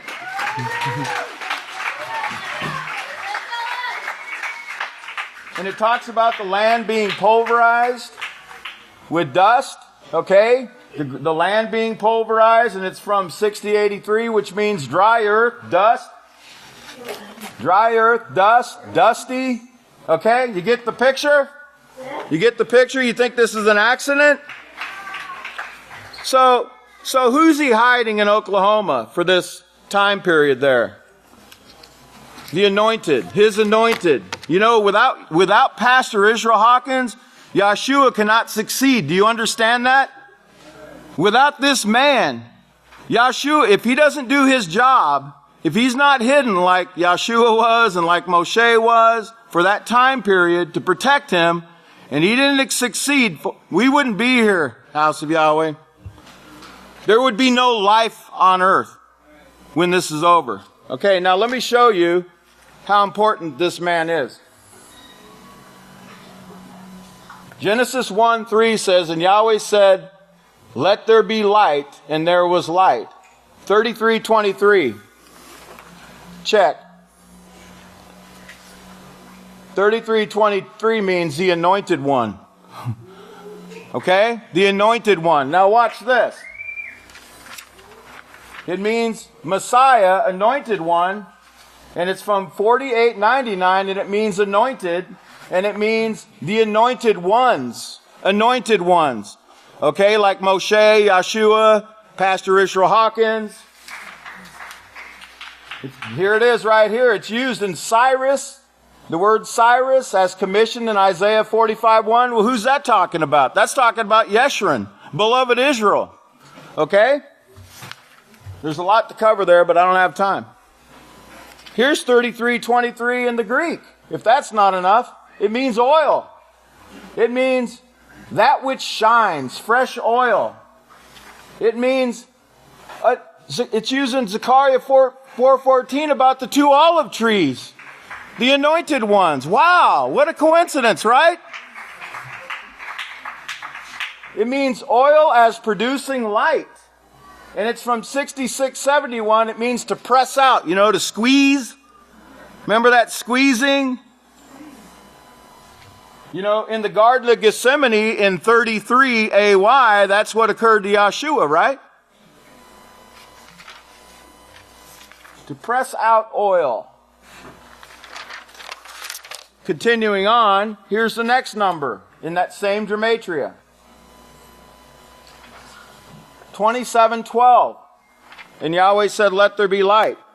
Here's the word. It's the word, it means hakak. That's a name. And it's from this word here. It's chakak. And it means inscribed. It means commanders, lawgiver, ruler's staff, scepter. Oh, wow. Who would that be speaking of? Who's working with our great overseer? Who holds the righteous scepter? Yeah, the Vatican holds the wicked scepter. They don't use the scepter of righteousness correctly. And it means to engrave, inscribe on a roll of a book. Well, what book would that be? All the writings, remember what it says in Timaeus? All scripture that is given by inspiration of Yahweh, it is profitable for doctrine, for reproof, for correction, for instruction in righteousness, so the man and woman of Yahweh may become what? That's right, perfect. Oh, notice what else it means. It means a scepter. It's used in Genesis 49:10. It's also lawgiver in Genesis 49:10.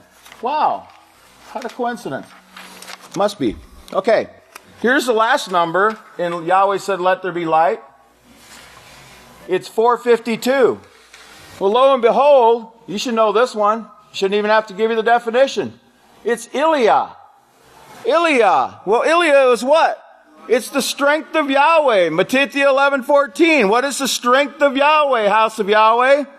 It's Yahweh's laws, the light. The light. Okay? Yahweh's light. Psalm 19, like the great son of Yisrayl Abel, Deacon Shlomo just told us. It's from 410, and it means strength, and it's from 3050, which is Yahweh. Yahweh, the strength of Yahweh. Now watch this. You want to know how important Yisrayl Hawkins is to every one of us? Some of us already have an inkling of it, don't we? Are you all awake? Genesis 1:3. Here you go. Genesis 1:3. And God, we know that's Yahweh, okay? You can mark that out. It's Yahweh. It's number 3050. And Yahweh said, let there be, look at the number, light, look at the number, and there was, look at the number, light, look at the number. Write that down. 1961. And 2:16. Oh, look here. 1961 says, compare 1933. Who was conceived at that moment in 1933? Was it not the great Kohan, the greatest teacher in the world, the great Kohan Yisrayl Abel Hawkins? Was it not? It means to be. It means to become, to come into being. That's what occurred in his mother's womb. In 1933, he became into existence. Now notice this. You can add all those numbers up I just gave you in Genesis. And I added, the only number I changed was 3050 because I'm not using God in my equation.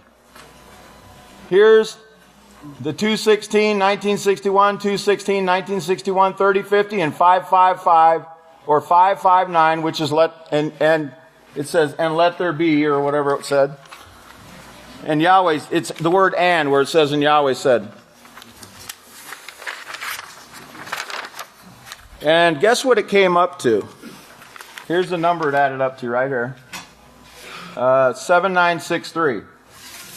Now look here. 7963 is the Hebrew word shaleva, and it means peace and prosperity. Peace and prosperity. That's what this adds up to, right?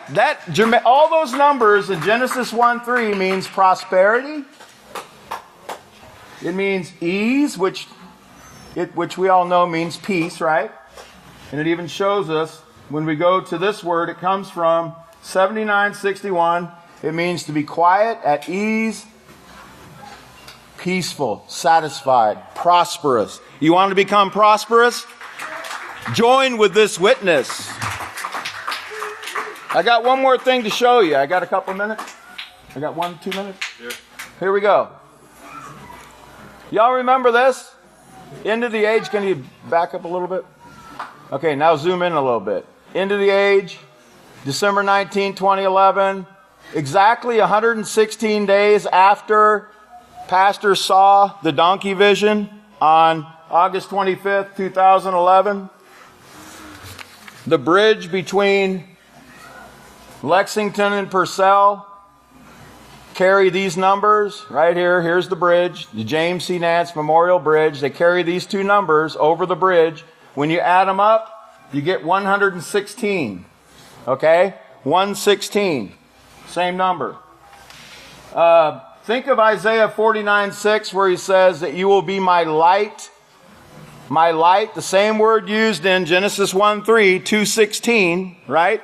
Now y'all remember that picture on February 12th, remember February 16th, 2012, palindrome, which is 2:16 forward and backward? And you saw the light here? You see him? You see him over the sanctuary? On February 16th, 2:16:12, 2:16 forward and backward, right? Was Yahweh not pointing at that number for a purpose? There's his light. There's the light bringer right there. There's the one that's bringing us the light in these last days, right there. Now, for my final scripture, Matthew 28:20. Matthew 28:20. I just want you to read it. He says, "Lo, I am with you always, even unto the," what? "The end of the age." End of the age. Okay? May Yahweh bless you. It's been a great pleasure and joy to talk to you. At this time, I'd like to present to you the great Kohan, Yisrayl Hawkins. Shalom, everyone. You may all be seated. You know, in following along with our great missionary team that was established, and of course today you've only seen the young men and the rest of those young men, we still call ourselves young men too, that make up these things and that are just the beginnings of going out and spreading this message physically. Now, Pastor's been doing this for years, and he was the original one in these last days to do so. But of course, in these last days, what the missionaries team goal has always been is to be a role model of what the house of Yahweh is and what is to come. And of course, role models in the house of Yahweh are very different than role models we see in the world. I remember when I was in high school, everybody wanted to be like Mike. Of course, speaking of a very famous in the world athlete who was a god of this world. But of course, in the house of Yahweh, when we have role models, we look at our pastor. We should be looking at the priests, the judges, the kahanas, the deacons, everyone. We should all be role models to each other. In the character unit, on page 71, of course, we're talking about becoming a very important person, a VIP, or to value, imitate, practice. And on page 71, it says, as you grow older, you become more aware of your environment and others around you. You begin to notice things about them that you like and admire. Someone who you admire and try to emulate or imitate, well, that's called a role model. Now, a role model could be someone your age, an older sibling, other family members, friends, teachers, and that's just to name a few. Well, there's some things you need to keep in mind as we bring out of this is what you need to look for in a role model. First, you need to make sure that he or she is a moral person. That means you need to look beyond the personality and keep in mind someone can appear to be a great person but have a negative immoral character. A moral role model must consistently display positive moral character traits. That's at all times. Another pointer you need to look for is a positive role model will motivate you to build moral character. So they won't just have one. They'll try to rub that off on you. They'll motivate you through positive peer pressure, and this conformity can take place. So in other words, a positive role model will encourage you to make the right choices. They won't encourage you to do something that's against the rules. A right choice is one where respect is shown in your life and also in the lives of others, ensuring that no one is treated unfairly or harmed. Now, keeping that in mind, if you'll turn over to Luke chapter 6 on page 788, and thinking about these role models, and of course we have role models all through the Scripture. Abel being a role model, Moshe was a role model. You think about all the prophets and apostles of old. They were role models to us. We actually read what they did and we try to emulate what they do. But Yahshua, in all the things he said, he gave a lot of instructions, and sometimes people that don't speak Yahweh's language, or the language Yahshua spoke, don't understand how when this house is glorified, or when Yisrayl Hawkins is glorified, you're literally glorifying the whole plan of Yahweh. When you say positive things about Yisrayl Hawkins, you're saying positive things about Yahshua, our high priest. When you build up Yisrayl Hawkins, you're building up Yahshua, our high priest.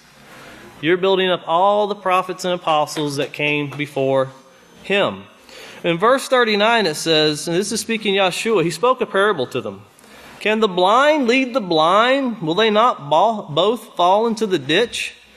The disciple is not above his teacher, but everyone who is perfect will be as his teacher.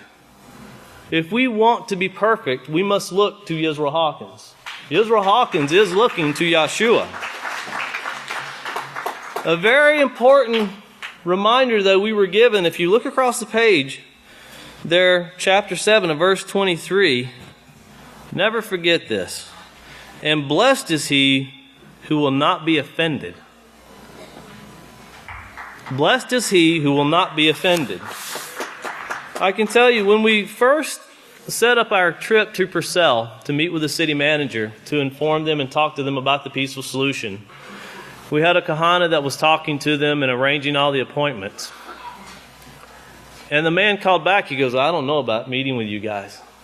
This Yisrayl Hawkins, he's got some really interesting prophecies out there. The reply was, you seen them too?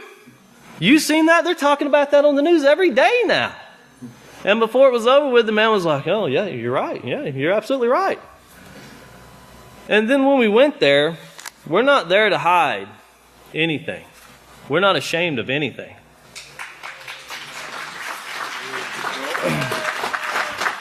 It's very important.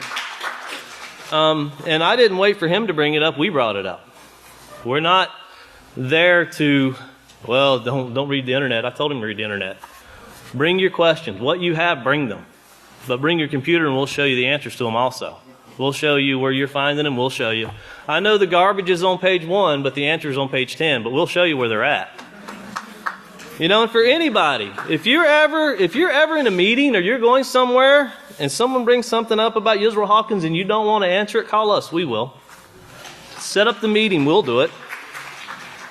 Turn over to 1 Samuel chapter 16. 1 Samuel chapter 16 on page 235. Because this being offended usually comes from a lack of knowledge. In fact, it does come from a lack of knowledge. In fact, Hosea said that my people are destroyed for a lack of knowledge. They backed down. They didn't stand. They didn't have true grit. Whenever it come time to give glory to Yahweh, which when we go out on the missionary and when we teach, we're giving glory to the author, to the teachers here that put this together, to the students here that train to bring these things forth. But we're taking hold of what Yahweh said from the beginning, and what Yahweh said, this is how I pick people. This is how I do it. And of course, in chapter 16 and verse 1, it says, Then Yahweh said to Samuel, How long will you mourn for Shaul, seeing I have rejected him from being king over Israel? In other words, Shaul, he's lost his position. He didn't do what I told him to do.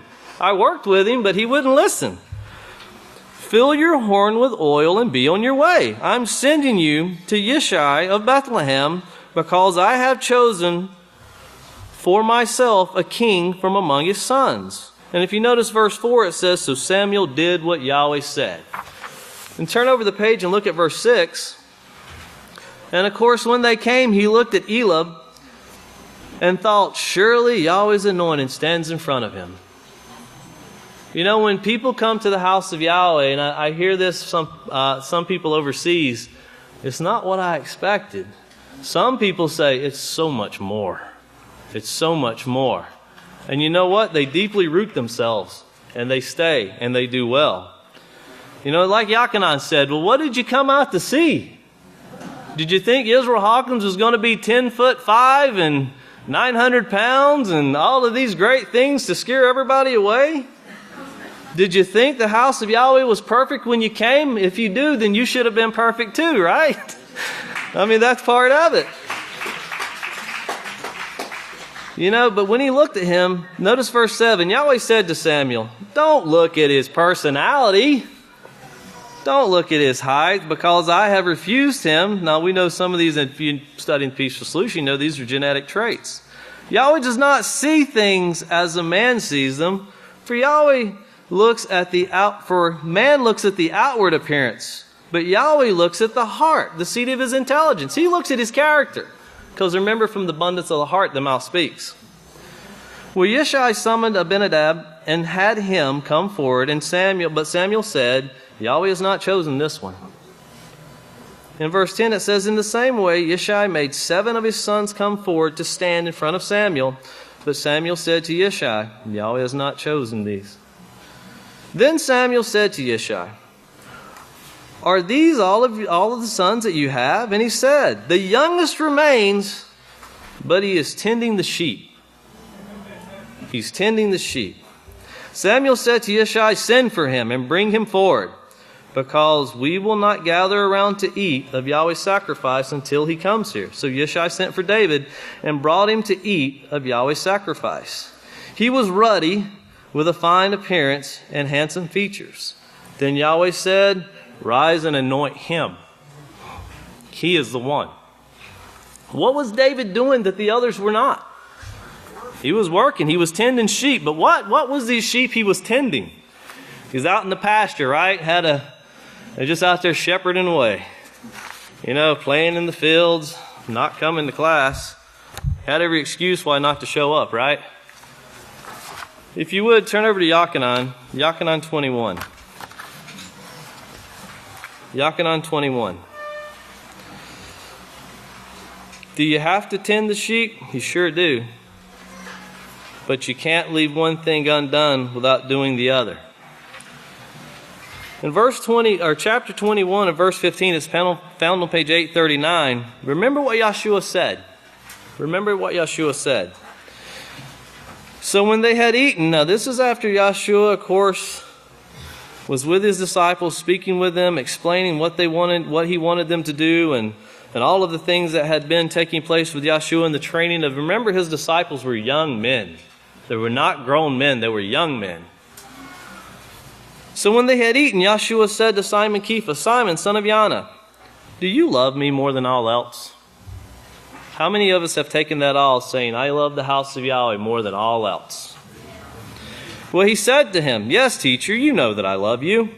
Now, this is the same teacher that told him he would deny him, but he wanted to argue at that time, if you remember. He said to him, feed my lambs. He said to him again the second time, Simon, the son of Yana, do you love me? He said to him, yes, teacher, you know that I love you. He said to him, feed my sheep. Tend to my sheep. Take care of them. He said to him a third time, Simon, son of Yana, do you love me? Kepha was grieved because he had said to him a third time, do you love me? So he said to him, teacher, you know all things. You know that I love you. Yahshua said to him, feed my sheep. Teach my flock. Now, do we really know that's what he was saying? Was he really telling Kepha, when I die, there's no one left to take care of my herd? Can you do this for me? Well, how did he feed his sheep? What was he going to do to feed those sheep? I want you to turn over to Isaiah 46. Isaiah 46, because this is very important for all of us to not to just understand, but to remember, to remind ourselves of these things every day. And if you write this down for your notes, we don't have time to turn there, but if you write down Isaiah 40, verse 13, it says, "Who will know the mind of Yahweh? And what man will teach his instructions?" Well, we know in these last days there's a man who's been sent, a man whom Yahweh ordained from the womb. He formed him in the womb. But in Isaiah 46, turn to 46. 46, verse 9. "Remember the former things of old, for I am Yahweh, and there is none else. I am Yahweh, there is none like me." No, there's no God. There was no person there with him to give glory to in this plan. But notice it says, declaring the end from the beginning. In other words, telling you the end result of this plan before it ever got started. I'm going to tell you what it's going to be. Remember what Pastor has told us. Remember what the Peaceful Solution teaches about character. It gives you foresight. You actually have the knowledge to make a decision before you ever decide. You have the answer or the solution to the problem before the problem ever arises. We know that nuclear war is going to take place because, as Isaiah 11:3 says, this man will be given the quick understanding. Now, once again, declaring the end from the beginning, from ancient, those things which are not yet done, saying, "My counsel will stand, and I will fulfill my plan." My counsel will stand, and I will fulfill my plan. Now look at verse 12. "Listen to me, you stubborn-hearted, who are far from me," far from righteousness. Remember, righteousness is to be in contact with Yahweh. "I will bring near my righteousness. It will not be far off. And my salvation will not tarry." The word tarry, define the word tarry in Merriam-Webster's dictionary, and it says to delay or to be tardy in acting or doing. Well, who is the salvation of Yahweh? His name actually means Yahweh is salvation. Yahweh will save. Yeshua, of course. "And I will place my salvation in Zion." Well, wait a minute. I thought it said in Isaiah 2:3 that my laws will depart from Zion. And of course we know that's Abelin, and Pastor has said it many times. When you see Zion, you see Abelin. "For Yisrayl, my glory." Well, how do we know that's Yisrayl? Well, what does Isaiah 49:3 say? "Through you, Yisrayl, will I be glorified." Now, in thinking of those things in this counsel, turn over to Zechariah. Turn over to Zechariah really quickly. Turn over to page 719. Because this counsel of peace and this not denying our teacher, this standing firm to go out and repeat the words that he's given us is very important. Because if you remember, it was asked, well, who are these two in chapter 5? And well, these are the two that are going to build the house of Yahweh to a Babylonish land. And of course, this is something, and I'm saying, I know these are very familiar scriptures, but we must remember these scriptures. Because when we see verse 11, it says, "Take the silver and gold," chapter 6, verse 11, "Take the silver and gold and make crowns and set them upon the heads of Yeshua, the high priest. Speak to him and say, this is what Yahweh of hosts says, Behold the man whose name is Branch, for he will branch out from his place, and he will build the house of Yahweh. And yes, he will build the house of Yahweh, and he will bear glory." Do you get that? He. Yisrayl Hawkins. He's going to bear this glory. People are going to brag about this man. They're going to lift him up. They're going to literally brag all about him. Well, he will bear this glory, and he will sit and rule on his throne, and he in his position. Remember that. That's what the throne is, in his position. "And he will be a priest upon his throne, and the counsel of peace will be between them both." Yeshua is not standing up there saying, "Why are you guys bragging on him? Mention me a little bit." When you're a teacher, there's nothing greater than for someone to brag about your student. That is the greatest thing. Turn to Proverbs chapter 1. Proverbs chapter 1 on page 496. It's never something wrong with not understanding something. but great destruction comes from those who speak without understanding. If we don't understand something and we just submit and do it, no one's ever doing anything that brings harm to themselves in the house of Yahweh. Peaceful Solution teaches against bringing harm to yourself or to others. Well, if you notice verse 7, it says, the reverence of Yahweh, this is chapter 1, verse 7. The reverence of Yahweh is the beginning, the first requirement, chief part of knowledge. Well, the reverence of Yahweh is to respect Yahweh, to respect Yahweh. To respect Yahweh in these last days, you must respect His spokesperson. That is the chief part of knowledge. If you do not respect His spokesperson, Yisrayl Hawkins, whom He has sent, that is the chief part. You can't have knowledge without that. It goes away. And it says that you'll despise wisdom and instruction. Now next, notice in verse 8 it says, my son, listen to the instructions of your fathers, and do not forsake the Torah, the teaching of the law of your mother. You see that word father, and you see that side note there, it says G6. Look over to the left-hand side there, and it says, he speaks in the name of Yahweh, who is the universal Father of all creatures, or in the names of the elders or priests of the house who are as fathers. So keep that in mind, because in our missionary team and what we do, we're given one instruction. And if you'll turn over to Matthew 28, it's the same instruction that Yahshua gave his disciples. Because the one instruction we have is to take and teach what you've learned. Take and teach what you've learned. Now, of course, this missionary team is going to be huge. We have millions and billions coming out. I hope everyone here at this time realizes you're not just called to be in the house. You're called to be a leader. You're called to be a teacher. Now, if Yahshua was standing here instead of Yisrayl Hawkins, would you believe him? Think about that. In verse 28, or chapter 28, verse 16, it says, then the 11 disciples went to Galilee, to the mountain which Yahshua had made an appointment with them. And when they saw him, they worshipped him. But some doubted. After all of these things, and this is after the resurrection, some doubted. And Yahshua came and spoke to them, saying, all authority is given to me in heaven and in earth. Go you therefore and teach all nations. Baptize them in the name of Yahweh, or the name of the Father, by the authority of the Son, and through and under the direction of Holy Spirit, or Spirit Holy.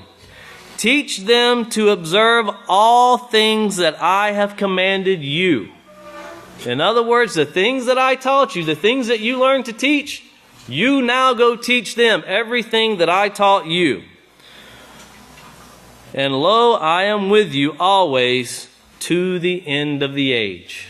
Yahshua is with us always to the end of the age. Now, very important, look at that side note there, G1, because it says teaching. Men should not, you could put women, you could put boy, girl. Men should not teach their own doctrine, but only whatever Yahshua has taught them, namely the law and the prophets. Well, that's what our teacher does in these last days. He speaks according to the law and to the prophets. And if anyone comes and says, we need to talk more about Yahshua, when you talk about Yisrayl Hawkins, when you glorify Yisrayl Hawkins, when you do what Yahweh said, which he says, Yisrael, that glory is going to be put on you. You glorify Yahshua, you glorify all the prophets and apostles, and you glorify Yahweh for the completing of his plan. So it's very important that we remember all of these things and never, ever, ever let someone lead you to doubt. These last days, it's so close you could throw it all away and it could take place before you actually go outside the gate with the ignorance that could take place in one's mind. So stand firm, stay strong, and as a family we will succeed. At this time, we'll turn it over to the next leader.